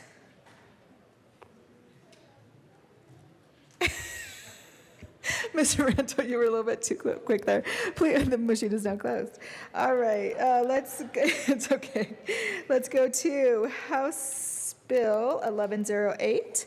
Mr. Randall, please read the title of House Bill 1108. House Bill 1108, President Danielson and Senator Todd. Concerning the Colorado Commission for the Deaf and Hard of Hearing, in connection with the renaming the Commission, the Colorado Commission for the Deaf, Hard of Hearing, and Deafblind, creating the Colorado Deafblind Citizens Council, devise the Commission on Deafblind issues, clarify and expand the use of the Commission's duties to provide services to the deaf, hard of hearing, and deafblind, and change the membership of the committee charged with reviewing grant applications. Madam Majority Leader Becker. Thank you, Madam Speaker. I move for the passage of House Bill 1108 on third reading and final passage. Question before us is the passage of House Bill 1108 on third reading and final passage. Mr. Randall, please open the machine, and members, please proceed to vote.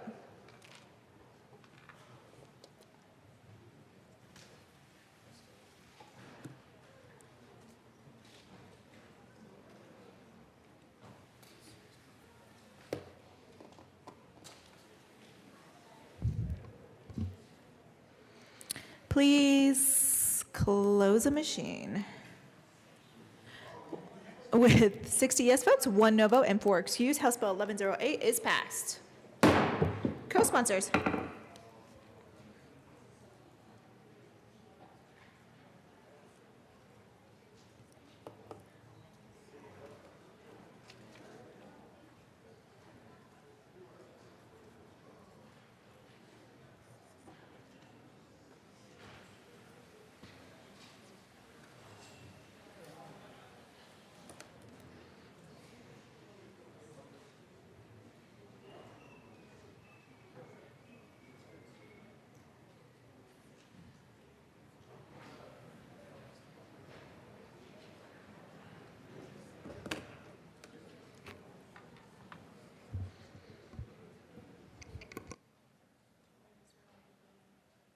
Please.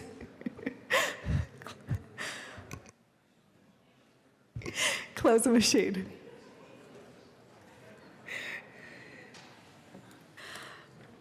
All right. Next up, Mr. Randall, please read the title of House Bill 1128. House Bill 1128, Representatives Weston Bridges, Los Senators Lambert, and Court concerning strengthening protections for consumer data privacy. Madam Majority Leader Becker. Thank you, Madam Speaker. I move for the passage of House Bill 1128 on third reading and final passage. All right, the question before us is the passage of House Bill 1128 on third reading and final passage. Mr. Randall, please open the machine, and members, please proceed to vote.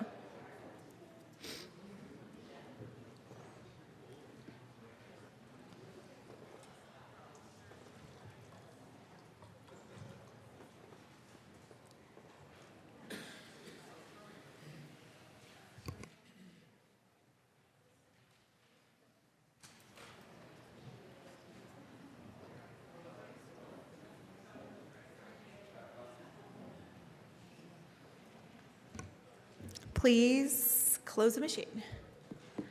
With 61 yes votes, 0 no votes, and 4 excused, House Bill 1128 is passed.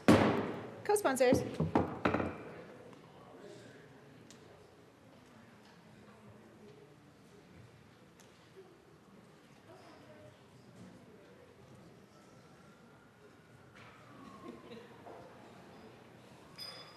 Co-sponsors.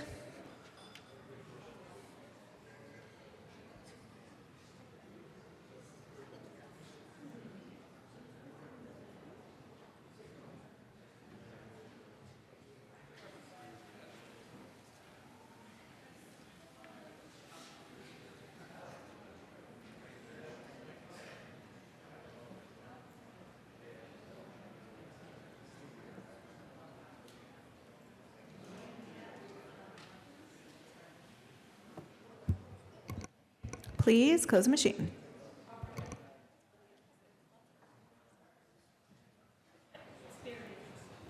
Mr. Randall, please read the title of House Bill 1135. House Bill 1135, Representatives Craptoff and Wilson, Los Senator Tate, concerning the extension of the Advanced Interstate Export Acceleration Program in connection with making an appropriation. Assistant Majority Leader Garnett. Thank you, Madam Speaker. I move for the passage of House Bill 1135 on third reading and final passage. All right, the question before us is the passage of House Bill 1135 on third reading and final passage. Mr. Randall, please open the machine, and members, please proceed to vote.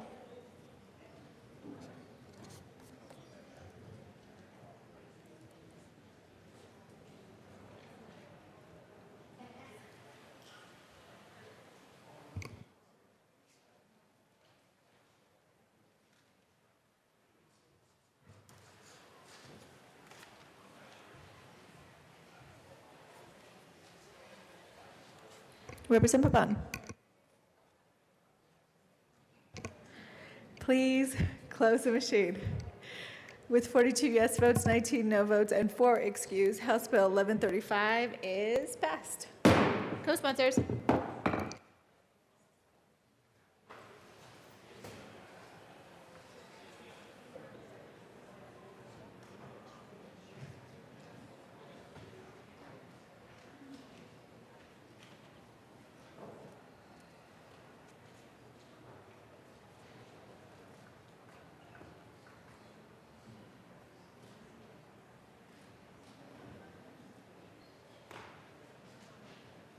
Co-sponsors.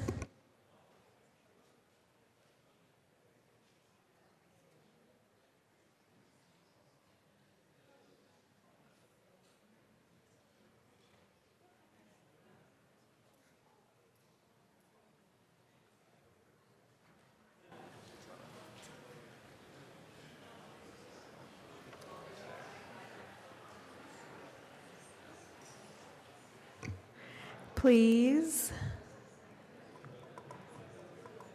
close the machine.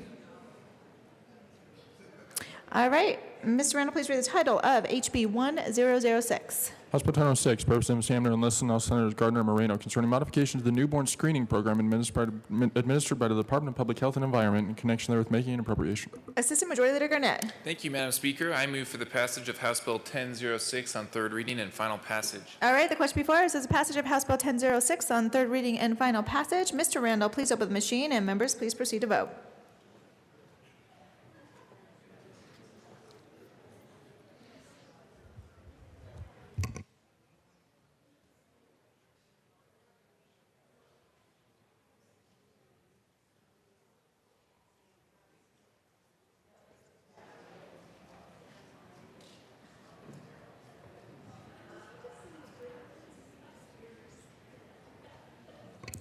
Please close the machine. With 45 yes votes, 16 no votes, and 4 excused, House Bill 1006 is passed. Co-sponsors.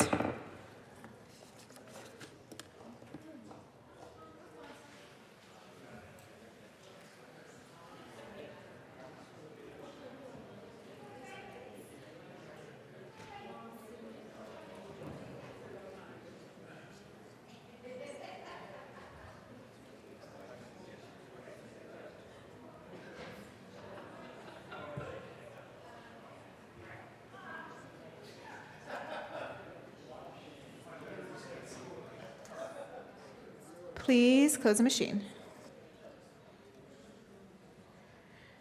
Ms. Randall, please read the title of House Bill 1136. House Bill 1136, Representatives Pedersen, also Senators Brill and John, concerning treatment for individuals with substance use disorders in connection with adding residential and inpatient treatment to the Colorado Medical Assistance Program and making an appropriation. Assistant Majority Leader Garnett. Thank you, Madam Speaker. I move for the passage of House Bill 1136 on third reading and final passage. All right, the question before us is the passage of House Bill 1136 on third reading and final passage. Representative Pedersen. Thank you, Madam Speaker. Members, I want to highlight the importance of this bill and where we're at before we go to a vote. Nationally, 33,000 people are dying from opioids every single year. Last year, we had more people die from the opioid epidemic than we did in the Vietnam War. It is now the leading cause of death for people under 55, and 2 consecutive years in a row, our life expectancy has actually gone down for the first time in over 50 years. Members, I don't ever actually come to the well, and I expect you to be quiet and pay attention. We are facing a public health crisis, and these are not just talking points. People are dying every day in our community, and unfortunately, they are oftentimes disregarded. We worked over the interim to come up with a package of bills to identify each gap that we are facing in Colorado. And I can tell you that we would have a much broader reach if we knew we were going to be getting over $1 billion in additional funds this year. And unfortunately, it took pulling teeth to even get the money for our bills set aside. And then we fought for amendments on the floor just to increase treatment by $6 million this year. That's it, $6 million. We are only spending $18 million a year for treatment, and the cost is actually anticipated to be $1 billion every single year in Colorado. So what we did was we looked at a gap that exists in our system to draw down over $100 million federally to ensure that we were actually providing treatment instead of just sending people to the ICU, where we are spending tens of thousands of dollars to keep them alive and then turn them away to the same position that they are in. I have personally seen this This is a huge gap in our system that exists. People are treated differently with a substance use disorder than they are with somebody who struggles with diabetes, with cancer. None of us in this room would stand, even if for this treatment, being treated differently for these diseases and for cancer than substance use disorders with the Medicaid coverage. None of us would stand for that here. We would not, even if you don't agree with Medicaid, we would not be okay with treating people differently who are struggling with cancer. This is not about whether or not you like Medicaid, and this is absolutely not Medicaid expansion. Medicaid expansion is covering more people. That is not what this bill is doing. This is including a benefit to ensure that the people who are already covered by Medicaid actually get the help that they need. Now, to the people who don't like Medicaid and have brought that up with this bill, I have said, no problem. Let's take that out and let's dedicate $175 million here at the state level for treatment. Because guess what? That doesn't even come close to meeting the need of what we're facing right now. The only reason we use Medicaid is to draw down federal dollars, which is what Trump has talked about federally in increasing our waivers and has talked about expediting the process. Utah has led the way. This is not a Republican or a Democrat issue. This is a life or death issue. So whether or not you believe that Medicaid should exist or should not, these dollars need to be spent in giving people the help they need, not in the ICU rooms. We passed a bill last year, feasibility study, to look at the cost savings and the costs for our state if we were to include this benefit. And overwhelmingly, we found that in just the healthcare costs alone, we are going to save our state money. Yes, you heard that right. Not only does this bill save people's lives throughout Colorado, it saves our state money because we are actually giving them the treatment and the help that they need. I saw this firsthand when my mom finally said the words after 30 years of struggling with addiction. Actually, at this time, it was 29 years. I want help. I don't want to do this anymore. This was after she was waiting for months for just a 3 days of detox at West Pines. That's all Medicaid covers, just ensuring that you survive detox. That is not actual coverage. There's about a 2% success rate. So we're just burning money. People desperate for help, going in and just getting access to detox. But then they don't actually get the treatment that they need to move through this. Imagine if we started chemo for cancer patients or began the treatment for somebody struggling with any other disease that we have out there or illness. This is completely insufficient. So my mom was waiting for a wait list just to go through for her 3 days of detox, and unfortunately was found overdosing and on her deathbed. And instead of being brought for her treatment, she was brought to Lutheran. She was hooked up to life support for weeks. Tens of thousands of dollars being spent to make sure that my mom lived through that. And that began the first of many overdoses for the next year and a half. In fact, 20. At least 20, because the last day she was brought to the ICU, she overdosed 3 times in one day. So I've seen what this looks like when she was begging for help, and the ER doctor said, "I'm really sorry, but we have nowhere to send you." And we were given a list, and we called through, and there were months of wait lists. So this is the last time that my mom was brought to the ICU. We thought that she was gone.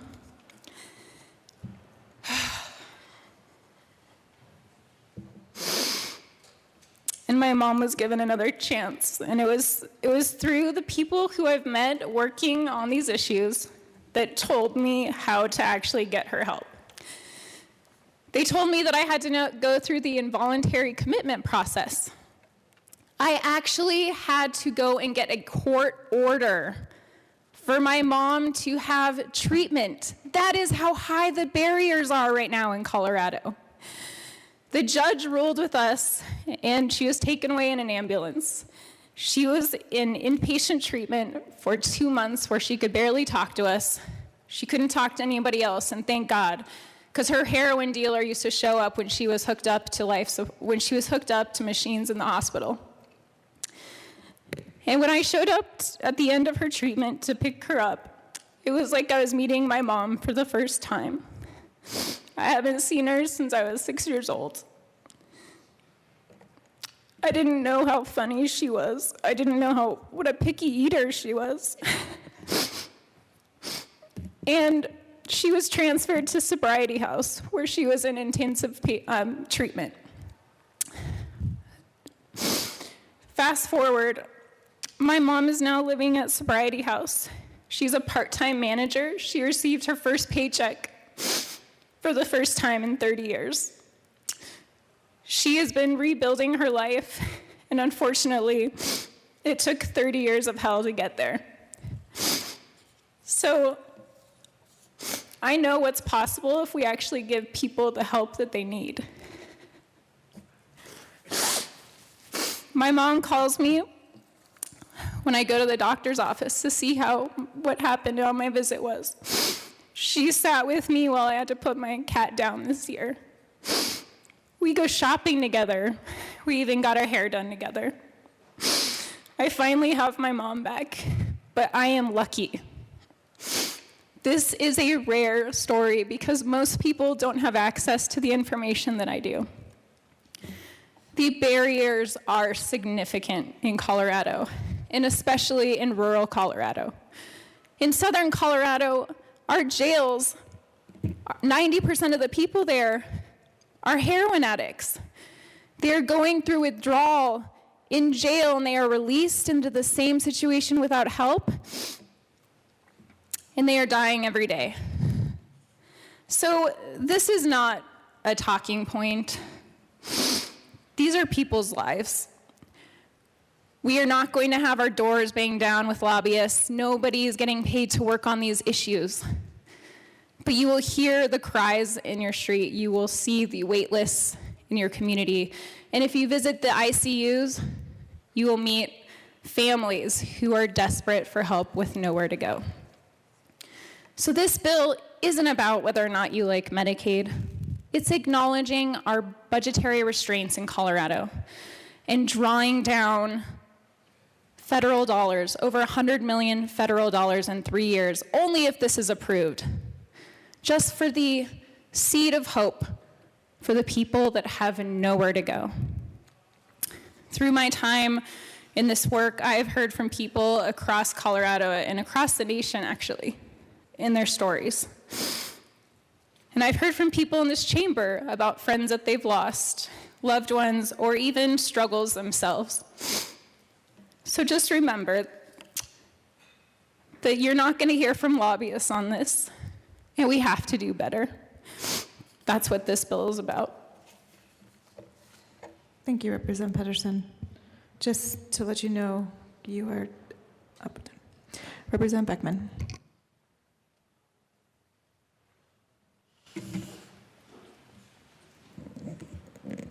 Good bill, vote yes. No. Thank you, Representative Pedersen. I vote no on a lot of these bills in health insurance and environment. I think our healthcare system and our mental health care system in Colorado is like quicksand. And some of these bills that sound good are not good, but some of them are.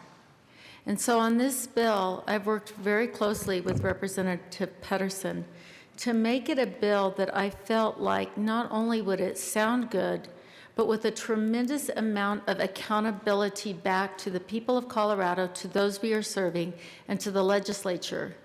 Because we've had this discussion about Medicaid quite a lot as far as runaway cost, and are we getting value in Colorado because of the expansion? And I have concerns about it. So with this bill, during the hearing, and we had about, that hearing that day for the opioid bills was about 10 hours. And we heard a lot of really frustrating stories about how there is not residential treatment, not for the middle class and not for those on Medicaid. And this bill will repurpose Medicaid dollars that are not being spent it will repurpose general fund monies to help those in the middle with co-payments and to be able to get the kind of treatment that they need for residential. But the best amendment was yesterday, and I think a lot of people were stirring around and not actually understanding that the amendment put on yesterday goes to the restriction of the benefit after 2 years from initiation and prevents uncontrolled expansion of this program. Well, the amendments that we put on during the hearing for extreme accountability, who, what, when, where, why, and how. Who is treated, where, what location, how much is it costing us, what is the success rate, are criteria that have not been put on in legislation before in Medicaid, and I think it's going to go a long way for accountability. And the amendment yesterday, I would ask for your support. We can pull down some pretty significant dollars from the Trump administration opioid crisis money. It will be well spent. It will be very, very narrowly defined for what it does, and I think there's a lot of guardrails. So I do really respect Representative Pedersen for all her work on this. I'm not as emotionally attached to moving this forward. I'm looking at numbers, and I think this is a good thing for Colorado. I think that we can really put a little bit of our general fund, repurpose general fund money, take money that currently isn't being utilized in Medicaid because of the drop in caseload, and do some residential treatment and help some people. So I would ask for a yes vote on this bill. Further discussion? Seeing no further discussion, the question before us is a passage of House Bill 1136 on third reading and final passage. Mr. Randall, please open the machine, and members, please proceed to vote.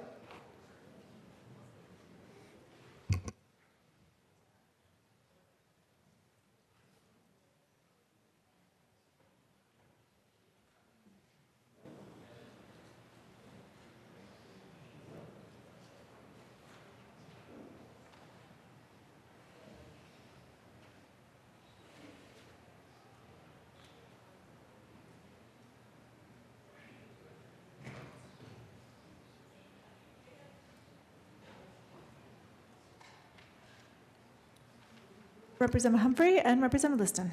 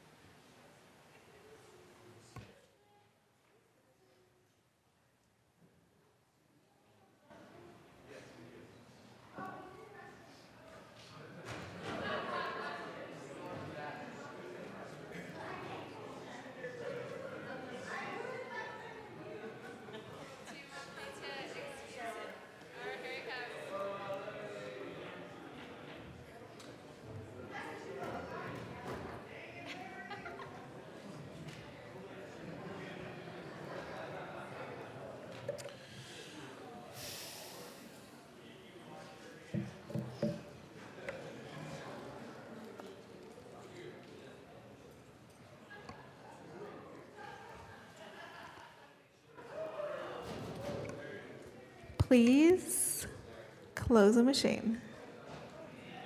With 49 yes votes, 12 no votes, and 4 excused, House Bill 1136 is passed. Co-sponsors.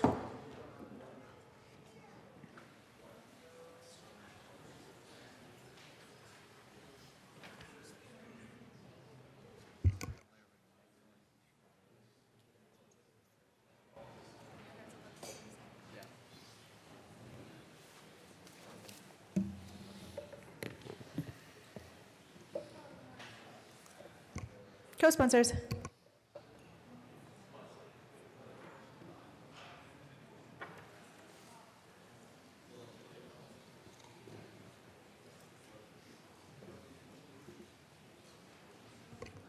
Please close the machine.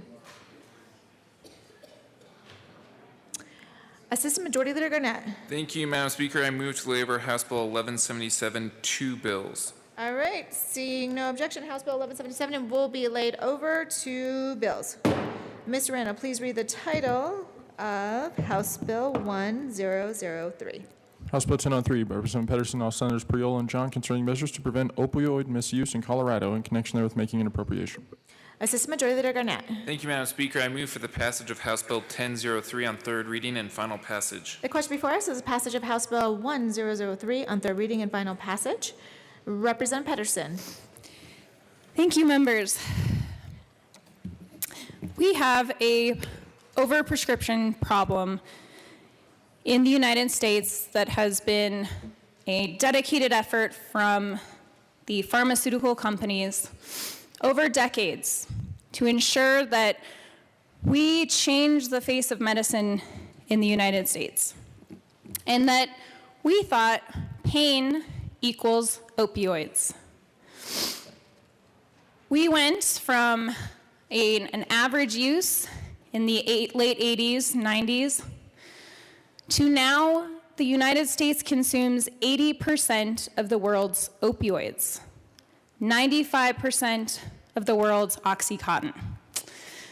I guarantee we don't have 80% of the world's pain.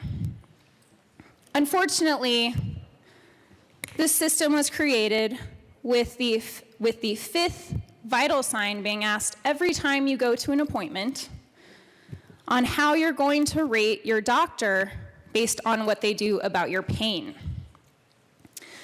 So it was an effort over decades that have brought us to where we are today. When you want to know why we are facing a public health crisis, it's because these are incredibly potent and addictive drugs. So we worked all summer and fall on a package of bills to address this issue, and House Bill 1003 is our piece of the prevention and education part. This is not a mandate on doctors. This is a voluntary participation to go out in our communities and train doctors on when to prescribe opioids, when not to, and what do you do when somebody has a red flag. This is a critical piece of the work that we did, because this is going to go out into the highly affected areas and work with our high-risk youth who are unfortunately probably dealing with this at home and making sure that we're giving them the information they need. The first responders, that they are getting the training they need to identify somebody who is overdosing, reverse their overdose, and refer them to treatment, as well as the training for doctors. My mom's story goes right along with what's happened nationally. She stepped on a skateboard 30 years ago. She hurt her back. She was prescribed oxycodone and other opioids, including morphine. My mom became, as her injuries started to heal, she unfortunately was wildly addicted. And that's when I lost my mom. Unfortunately, she went from prescriptions, her doctor eventually retired, so then she was going to methadone. I remember standing in methadone clinics with her while she waited in line, and those barriers were very high then in getting to Denver and waiting in line and getting back and being able to pay for it. So then to actually help with her withdrawal, because addicts don't fear anything more than withdrawal. They fear withdrawal more than death, is to start drinking. So she went through to drinking, back to pills, until her doctor noticed, I think she has a problem, started drastically cutting my mom off from her prescription without any access to treatment. My mom was ripe for heroin abuse, just like so many Coloradans. If you take an addict's pills away, they are going to find a way to avoid withdrawal and stay better. So my mom went to using heroin. I remember the first time my brother saw the wound on her arm and called me to tell me. And once again, there was nothing that we could do. So my experience with my mom highlights a systematic problem that needs to be addressed. From the overprescription of drugs to the lack of treatment and the lack of provider education, people that are being cut off without any access to treatment, guess where they are going to go? They are going to our streets where heroin is incredibly accessible and cheap. It is much harder to actually determine how much you're taking, how strong it is, and that's why we're seeing people die every day. And when you hear people talk about how actually our overprescription problem is declining, well, I always ask, what is the heroin use? Because providers, just because they are not prescribing at the rate that they were, and it is still, they are prescribing at a very high rate. This is not, it's very difficult to even try to capture in the short time I have the spectrum of the problem that we are facing. But we have to work together on building awareness and changing our system. And this is not just about individuals who made bad decisions. This is a systematic problem that we have the opportunity to work together to make a huge impact. So I just want to thank everybody for your feedback and work through this process.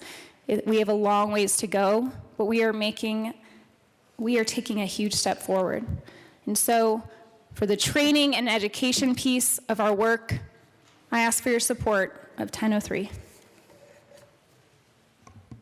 Seeing no further discussion, Mr. Randall, please open the machine, and members, please proceed to vote.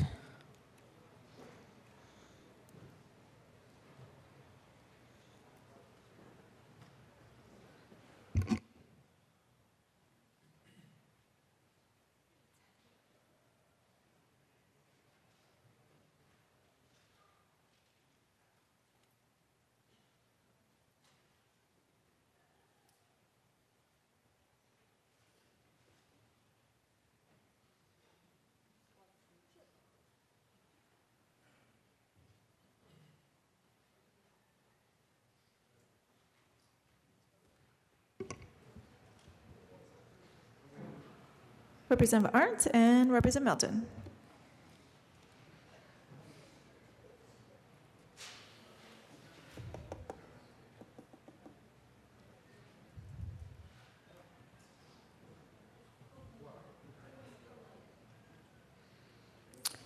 Please close the machine.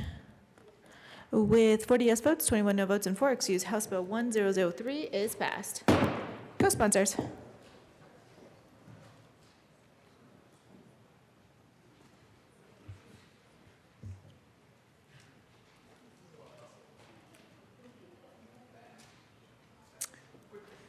Co-sponsors.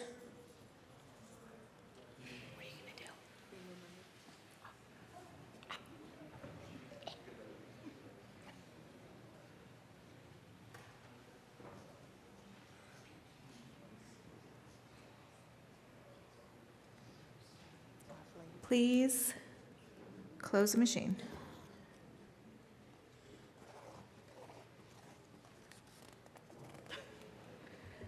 Representative Beck. Thank you, Madam Speaker, and I ask that my name be removed from sponsorship. Thank you. Okay, your name will be removed. All right, that takes us to House Bill 1184. Mr. Randall, please read the title. House Bill 1184 by Representatives Exum and Lawrence, House Senators Aguilar and Gardner, concerning the increasing report on 911 service in Colorado in connection therewith requiring consideration of issues related to the implementation of next generation 911. Madam Majority Leader Becker. Thank you, Madam Speaker. I move for the passage of House Bill 1184 on third reading and final passage. The question before us is the passage of House Bill 1184 on third reading and final passage. Mr. Randall, please open the machine, and members, please proceed to vote.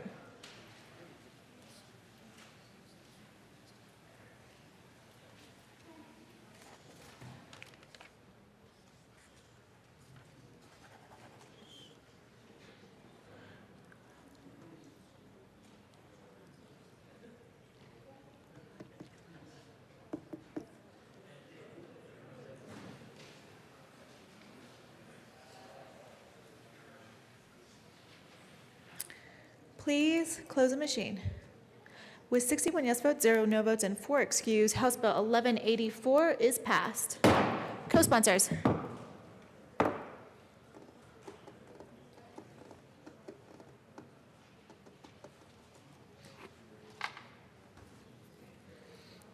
Co-sponsors.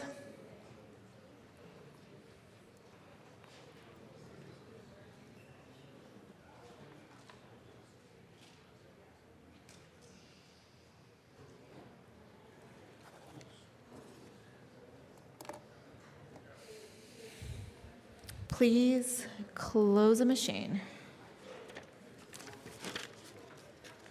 Mr. Randall, please read the title of House Bill 1177. House Bill 1177 by Representatives Michaelson, Janeo, Senators Pemberg and Quorum concerning multiple approaches to help prevent youth suicide and in connection therewith making an appropriation. Madam Majority Leader Becker. Thank you, Madam Speaker. I move for the passage of House Bill 1177 on third reading and final passage. The question before us is the passage of House Bill 1177 on third reading and final passage. Mr. Randall, please open the machine, and members, please proceed to vote.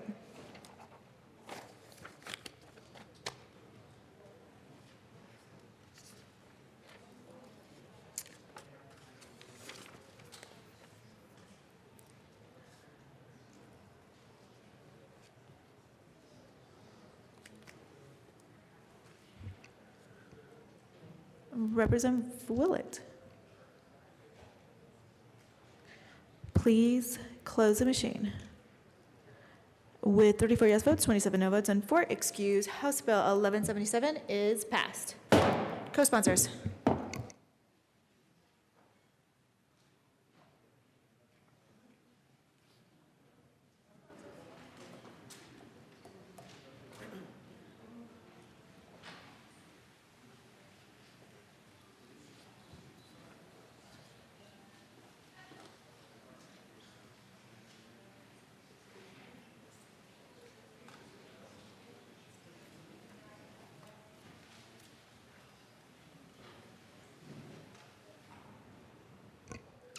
Please close the machine.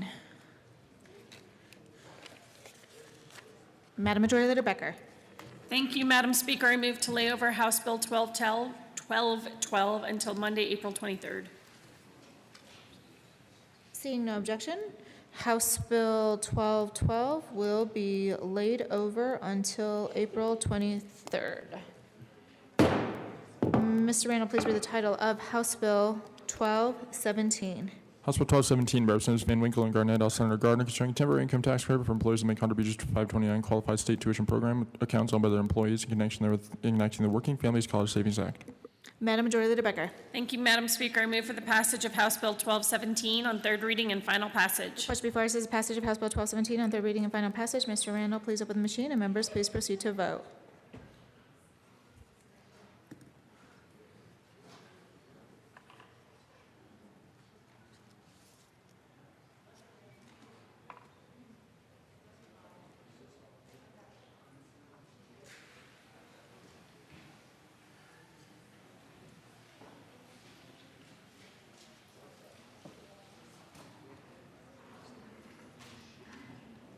Representative Humphrey and Representative Liston. Please close the machine. With 55 yes votes, 6 no votes, and 4 excused, House Bill 1217 is passed. Co-sponsors.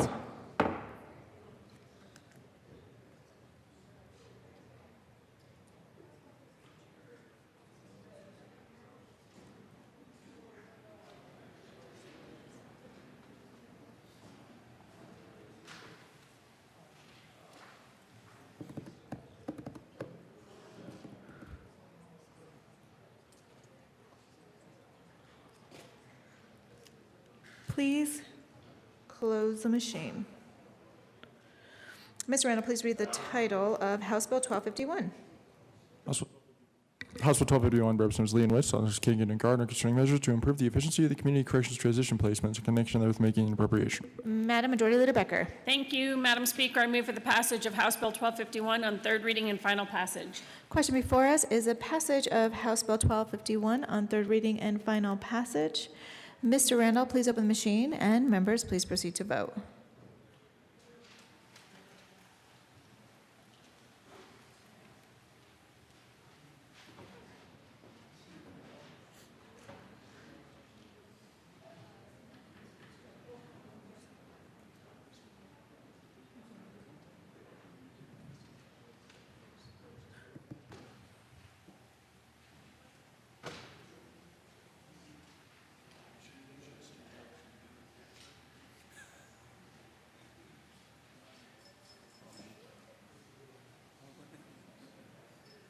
Please close the machine. With 57 yes votes, 4 no votes, and 4 excused, House Bill 1251 is passed. Co-sponsors.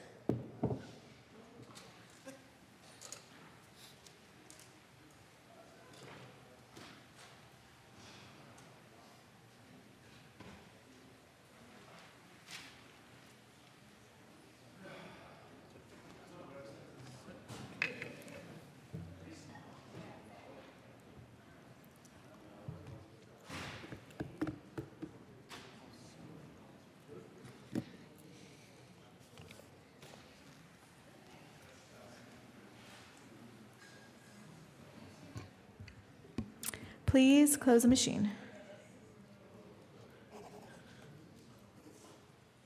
Mr. Randall, please read the title of House Bill 1266. House Bill 1266, Representatives Escar and Wilson, also Senators Hill and Todd, concerning expanding the Career Development Success Pilot Program.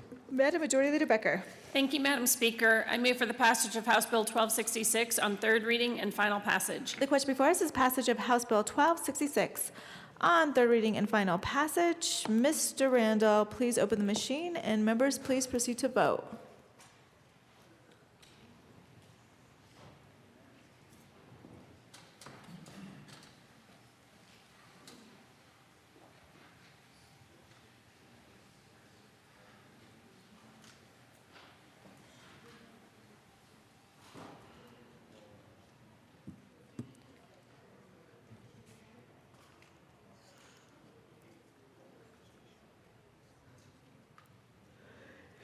Please close the machine. With 47 yes votes, 14 no votes, and 4 excused, House Bill 1266 is passed. Co-sponsors.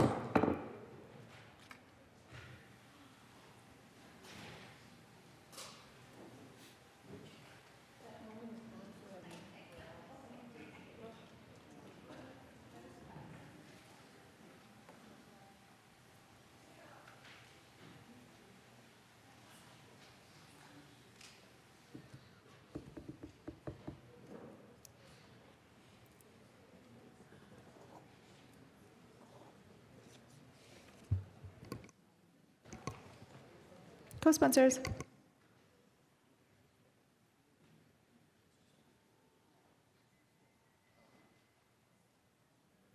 Please close the machine. Mr. Randall, please read the title of House Bill 1310. House Bill 1310 by Representatives Coleman and Covarrubias, all Senators Fields and Priola, concerning the creation of a pilot program for emergency employment support services. Madam Majority Leader Becker. Thank you, Madam Speaker. I move to lay over House Bill 1310 till Monday, April 23rd. Okay, seeing no objection, House Bill 1310 will be laid over until April 23rd. Mr. Randall, please read the title of House Bill 1319. House Bill 1319 by Representative Singer and Young, all Senator Gardner, concerning the extension of services for successful adulthood for former prosecutor youth who are between the ages of 18 years and 21 years, and in connection therewith making an appropriation. Madam Majority Leader Becker.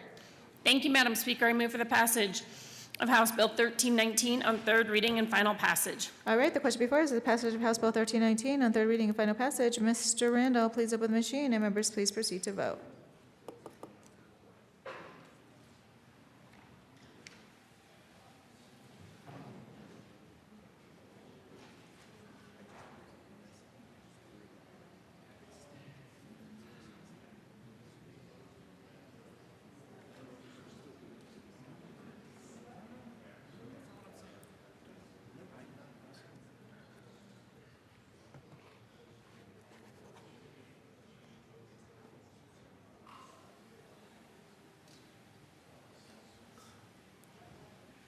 Please close the machine. With 42 yes votes, 19 no votes, and 4 excused, House Bill 1319 is passed. Co-sponsors.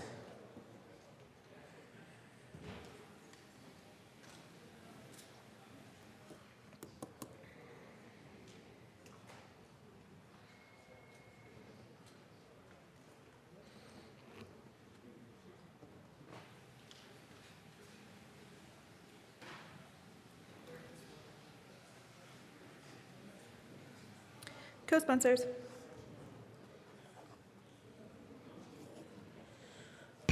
Please Close the machine.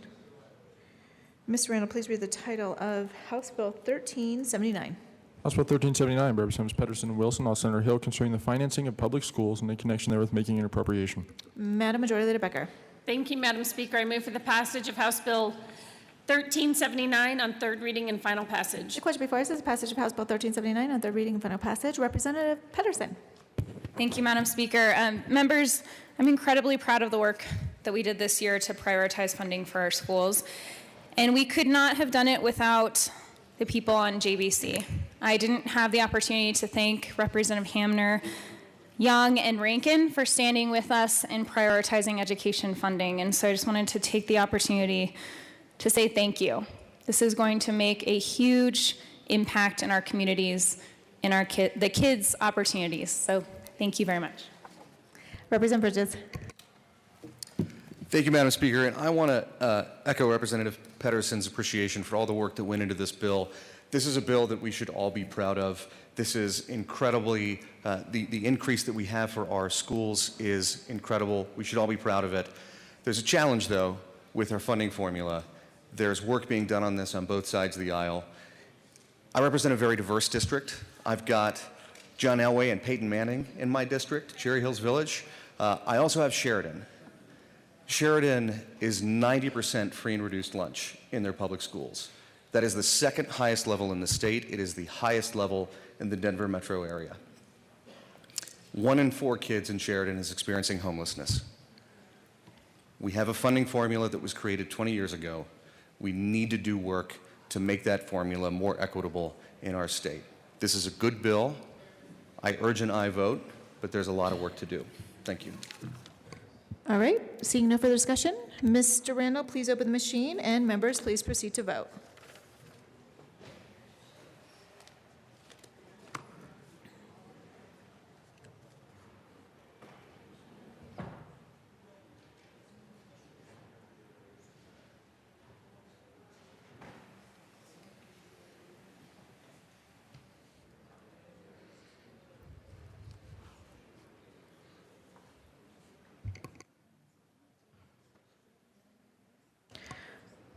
Please close the machine. With 54 yes votes, 7 no votes, and 4 excuse, House Bill 1379 is passed. Co-sponsors.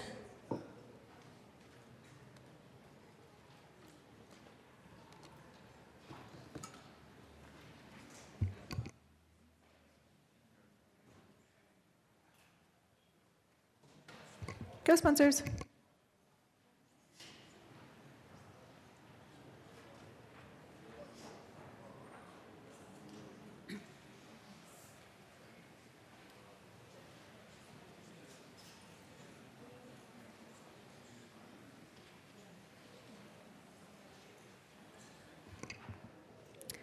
Please close the machine. Mr. Randall, please read the title of House Bill 1269. House Bill 1269 by Representatives Lundin and Pedersen, all Senators Hill and Fields, concerning notification of parents of charges brought against public school employees for alleged felony offenses that result in the revocation of an educator license pursuant to Title 22 Colorado Revised Statutes.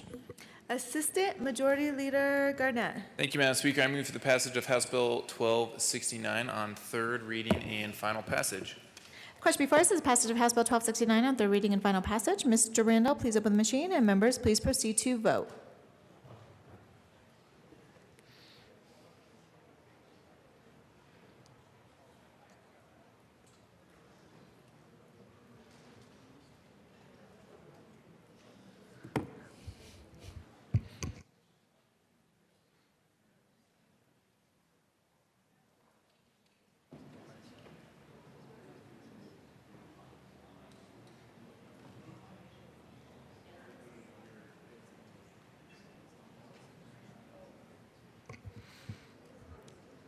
Representative Michelson Janae.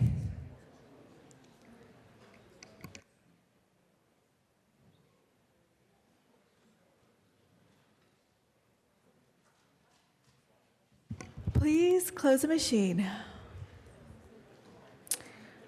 With 58 yes votes, 3 no votes, and 4 excuse, House Bill 1269 is passed. Co-sponsors.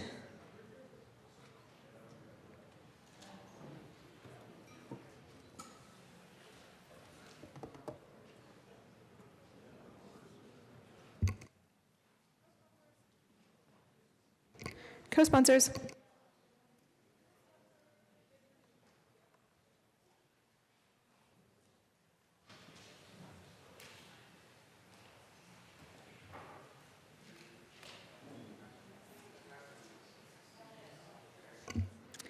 Please close the machine. Ms. Randall, please read the title of House Bill 1356. House Bill 1356, Representative Thurlow, Senator Moreno, concerning adding a non-substantive cross-reference to the crime of failure to register as a sex offender. Assistant Majority Leader Garnett. Thank you, Madam Speaker. I move for the passage of House Bill 1356 on third reading and final passage. The question before us is passage of House Bill 1356 on third reading and final passage. Mr. Randall, please open the machine, and members, please proceed to vote.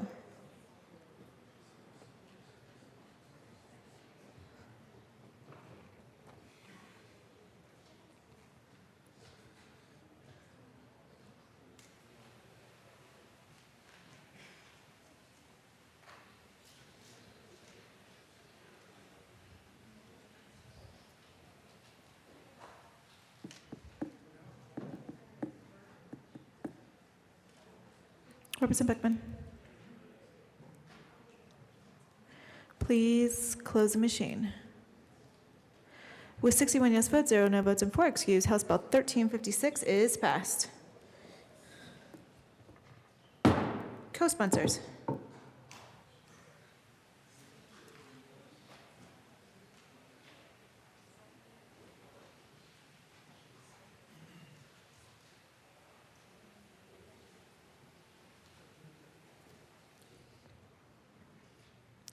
Please close the machine. Ms. Randall, please read the title of House Bill 1287.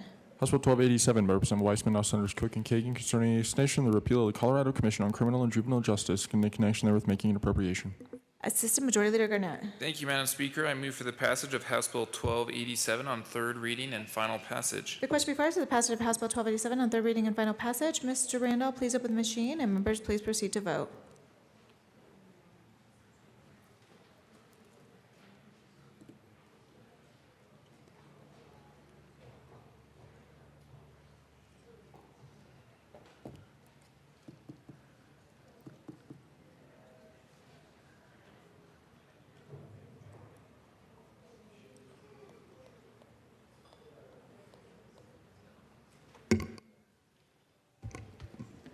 Please close the machine.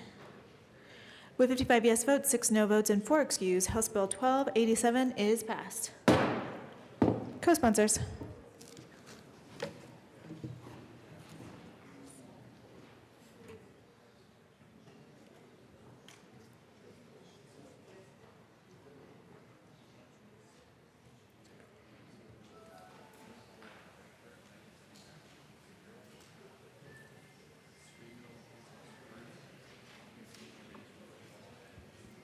Co-sponsors.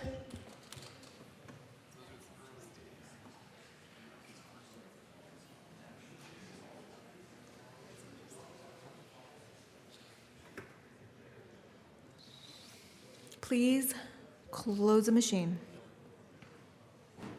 Mr. Randall, please read the title of House Bill 1009. House Bill 1009 by Representative Roberts, House Senator Donovan, concerning transparency in diabetes prescription drugs pricing in connection therewith making an appropriation.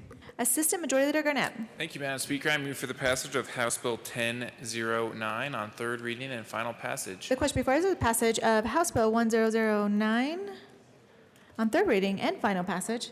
Mr. Randall, please open the machine, and members, please proceed to vote.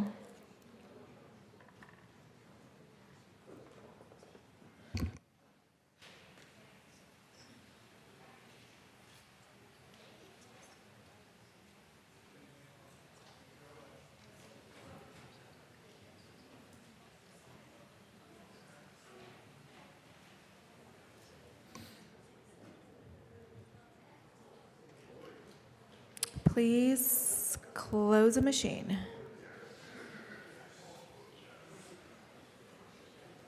With 33 yes votes, 28 no votes, and 4 excused, House Bill 1009 is passed. Co-sponsors.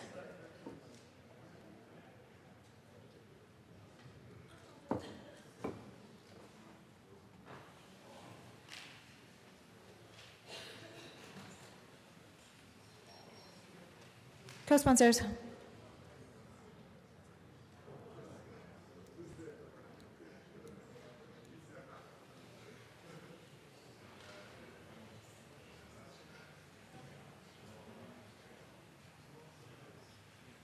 Please close the machine. Mr. Randall, please read the title of House Bill 1220. House Bill 1220 by Representative Melton, House Senator Tate, concerning a requirement that persons who deal in cryptocurrency be regulated under the laws regulating money transmitters. Assistant Majority Leader Garnett. Thank you, Madam Speaker. I move for the passage of House Bill 1220 on third reading and final passage. The question before us is the passage of House Bill 1220 on third reading and final passage. Mr. Randall, please open the machine, and members, please proceed to vote.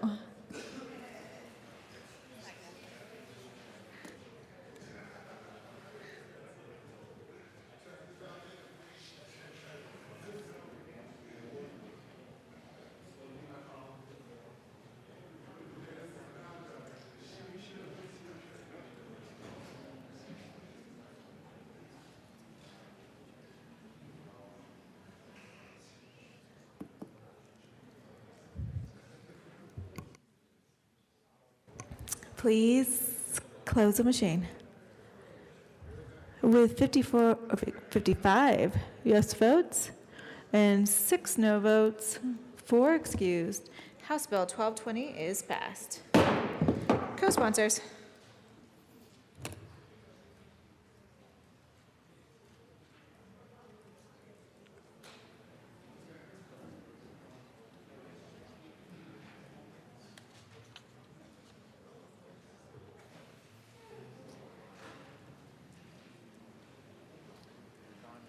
Please close the machine. Mr. Randall, please read the title of House Bill 1292. House Bill 1292 by Representatives McKean and Rosenthal, all Senators Court and Priola, concerning the creation of the Pilot State Access to Resources and Training START program for persons experiencing homelessness and in connection with making an appropriation. Assistant Majority Leader Garnett. Thank you, Madam Speaker. I move for the passage of House Bill 1292 on third reading and final passage. Question before us is a passage of House Bill 1292 on third reading and final passage. Representative Melton. Thank you, Madam Speaker. And I know we're at the last bill, members. I don't want to stall or delay this too much longer. We had a lively debate on this last night. And I'm going to be a yes vote on this bill, but with reservation. I believe that 90% of this bill is good. And I think that the sponsors' intentions are really great for running this bill and wanting to help out homeless individuals or those experiencing homelessness. But I do have some concerns about where the funds may go. Again, public safety, social work, and nonprofits are all good things. And in many communities, they're absolutely vital to addressing homeless needs. But in some communities, public safety has been used to make the problem a little worse. In some cities where we see camping bans, it doesn't help for these people to get a criminal record or a citation. And so because these funds could go to public safety, I do have concerns about that. But I'm not going to sacrifice the perfect for the good. Again, 90% of this bill, I think, is admirable and will help those experiencing homelessness. And so I urge and I vote. Further discussion, Representative Rosenthal.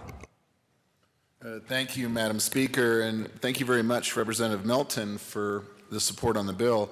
And I do believe that this, while no bill is really perfect, this is an excellent bill. And thank you to my co-sponsor, Representative McKean, for this collaborative effort. So members, as you may know, we are a big state. We are a very diverse state, but many of our rural areas are sparsely populated. They don't have the same resources that the big urban areas do. So oftentimes their first responder, the first contact that they have with someone who is homeless is a member of law enforcement. And so the whole point of this bill, the reason of its raison d'etre, to use a French term, is really for particularly how do we especially help our rural areas and maybe cities that don't have a lot of resources. So these are pilot project grant funds, upwards of $25,000 per municipal government. For sometimes it might be for a law enforcement agency to provide resources. And as the bill very clearly states, the operative word is assistance. How do we provide assistance to our homeless citizens? And this is a collaborative effort for whether it's law enforcement and social services and our court system and nonprofits to work together. And I don't envision that DOLA would grant something if it is for the methodologies to harm our homeless citizens. And I don't believe in also casting judgment on some of our municipalities that have municipal laws that sometimes may need to work with our homeless citizens in a methodology that some of us may not agree with. And so, members, I just ask for your aye vote on this bill because it does exactly what the bill title says, to try to give them a new start. Thank you. Further discussion? Seeing none, Mr. Rundle, please open the machine, and members, please proceed to vote.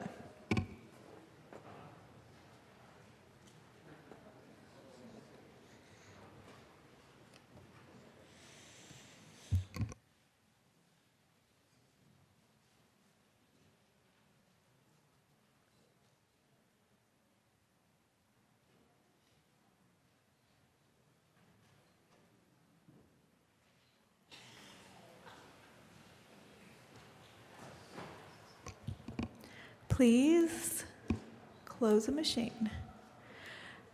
With 38 yes votes, 23 no votes, and 4 excused, House Bill 1292 is passed. Co-sponsors.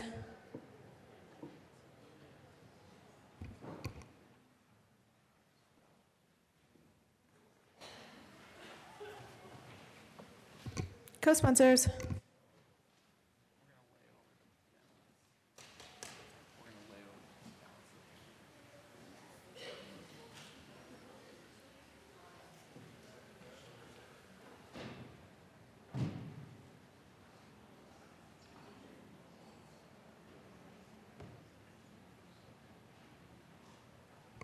Please close the machine.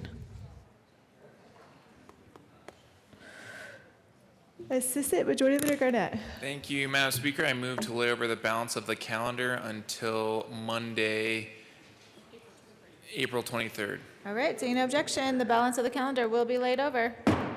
Announcements and introductions.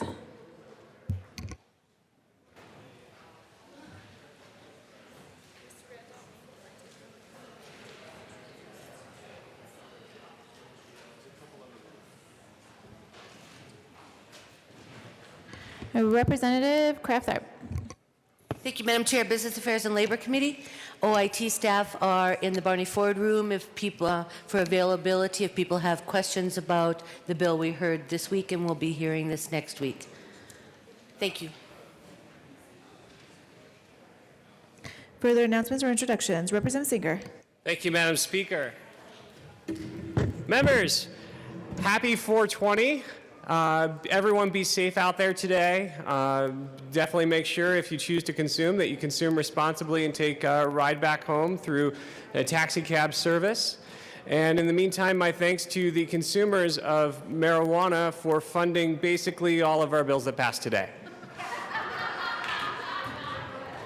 Further announcements or introductions? Representative Everett.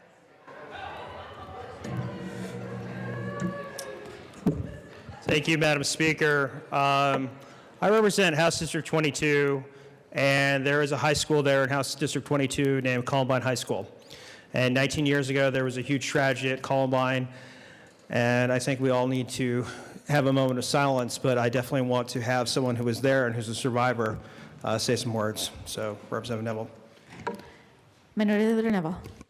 Thank you, Madam Speaker. Members, it's 19 years later, but get up this morning, it's not any easier. Dropping off kids, it's not any easier. I tried doing my best to coordinate to wear some blue and silver so I could be with my Rebel family today and remember all those who tragically lost their lives. And I mean, it's had such a huge impact. Each one of those individuals had a huge impact on my life. But I remembered a moment months ago where there was someone else in a different state who saw me on the news, and they were worried about their school and things going on in their school, and they asked if I would come and speak. And I didn't want to, because being a politician, having a politician go and speak in a school that's actually having some of these issues didn't seem appropriate at all. So I reached out to a friend, Craig Scott.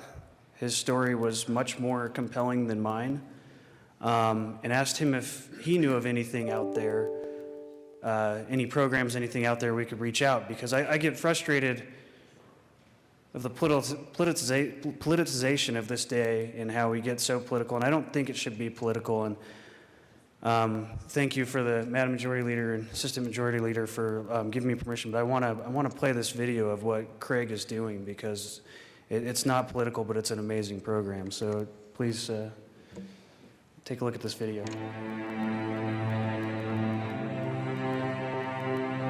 Teenage bullying and teasing is an epidemic in this country, and the death rate is climbing. Bullied during the school year. Young girl, 15-year-old. This Florida girl was beaten to a pulp. It's the second leading cause of death for young people between the ages of 10 and 24.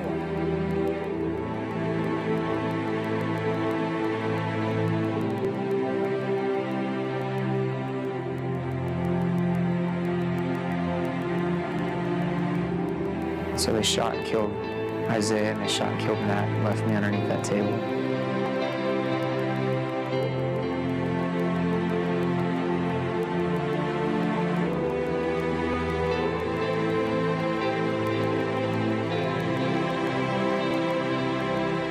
For the first couple of years after the shooting, I was filled with so much pain and anger and hate towards the shooters. At one point, I made a decision that I wasn't going to be a victim, but that I was going to look for the positive, even in the worst of tragedies. And now, I get to see amazing things all across this country. I see bullies apologizing to those they bullied, students choosing not to shoot up their school. I get to see suicides prevented. Before this, I was suicidal. I was thinking about ending my whole life. Ladies and gentlemen, give it up for Craig Scott, right here.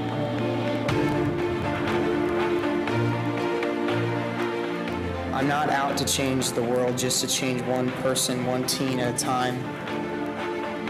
We try to focus on, in schools, starting an atmosphere of kindness and compassion. And we've actually stopped some school shootings from happening because of that. You know that? Yeah, I was in a school in Texas last year, spoke at an assembly. I had a student, a male, that came up to me after an assembly and handed me a hit list and said he just saved a lot of people from dying at the school.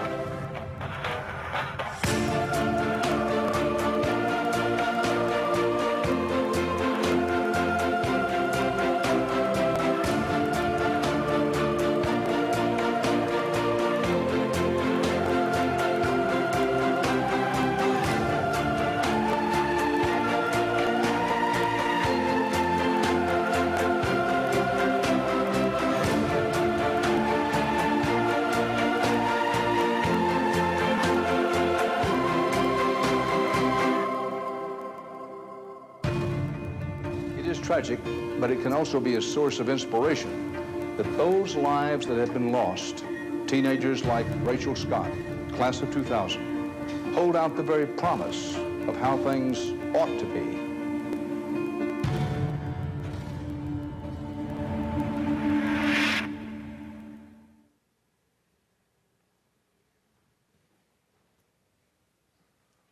Representative Lentine.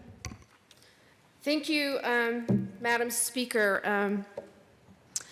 Today should be a day of remembrance for those who lost their lives at the shooting at Columbine High School 19 years ago today.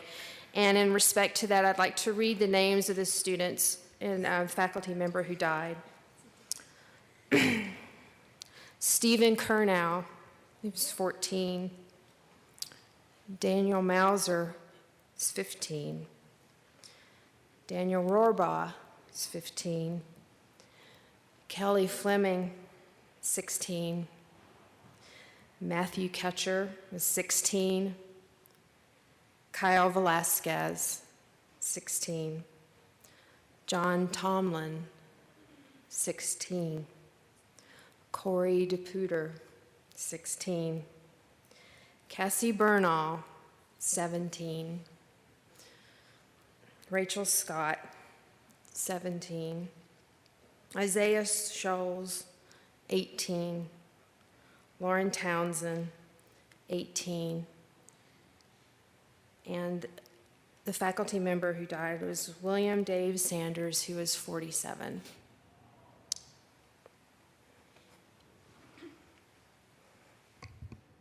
Minority Leader Novo. Thank you, Madam Speaker. I request a moment of silence to honor all those who were lost that day. A moment of silence is granted.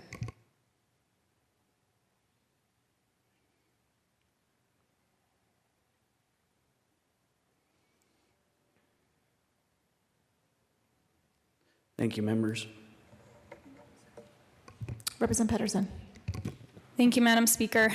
Sorry, I didn't realize that we were concluding already. So quickly, I grew up in Jefferson County. I went to Chatfield, and I had just gotten back from a choir concert. Yes, I was in choir in Florida, and we were in our room when we heard news of what was happening at Columbine, and they made sure that we were unable to leave our school because they were worried we would all rush over to try to find our friends. And my neighbor was actually found in their journals on their hit list. He was not there that day and he survived, but it's incredible to think about how much our world has changed since that moment and because of that day. And unfortunately, that was worldwide news. I remember going to Europe that summer, and somebody asked me where I was from, and I told them Colorado, and they immediately talked about what had happened. And now we see it in the news all the time. Fast forwarding, I can't believe that it's been 19 years. But I look forward to working with everybody on the things that we can agree on how to ensure that our kids and our schools are safe. Representative Valentine and Madam Majority Leader Becker. And it is with sad news that this morning we hear that there has been yet another school shooting in Ocala, Florida. For those of you who aren't familiar, Ocala is about an hour and a half north of Orlando. One student was injured and the shooter was arrested.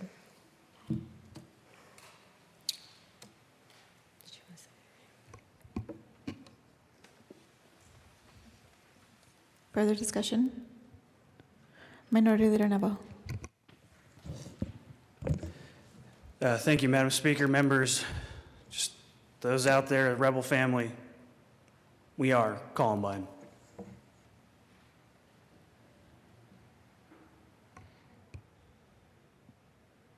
Thank you, members. Further announcements or introductions? Representative Esker. Thank you, Madam Speaker. And members, today marks another tragic anniversary. In 1914, the Colorado National Guard opened fire and killed 25 people, including wives and children of striking mine workers, 18 miles north of Trinidad in Ludlow. We would be remiss if we didn't just take a moment today and pause to remember that this tragedy happened right here in Colorado. So as we're in a solemn state today for a lot of reasons, please keep Ludlow in the back of your mind as well. Thank you. Thank you, Representative Esker. Any further announcements or introductions? Madam Majority Leader Becker. Thank you, Madam Speaker. I have tried to spread the word through the chamber, but we will be working late on Tuesday. We will plan to come back to the floor around 4 o'clock, and we'll just go how long we need to. All right. Any further announcements or introductions? Madam Majority Leader. Thank you, Madam Speaker. I move that the House stand in recess till 1 o'clock today. And Madam Majority Leader, can you just do until later today? Until later today. All right, thank you. Seeing no objection, the House will stand in recess until later today.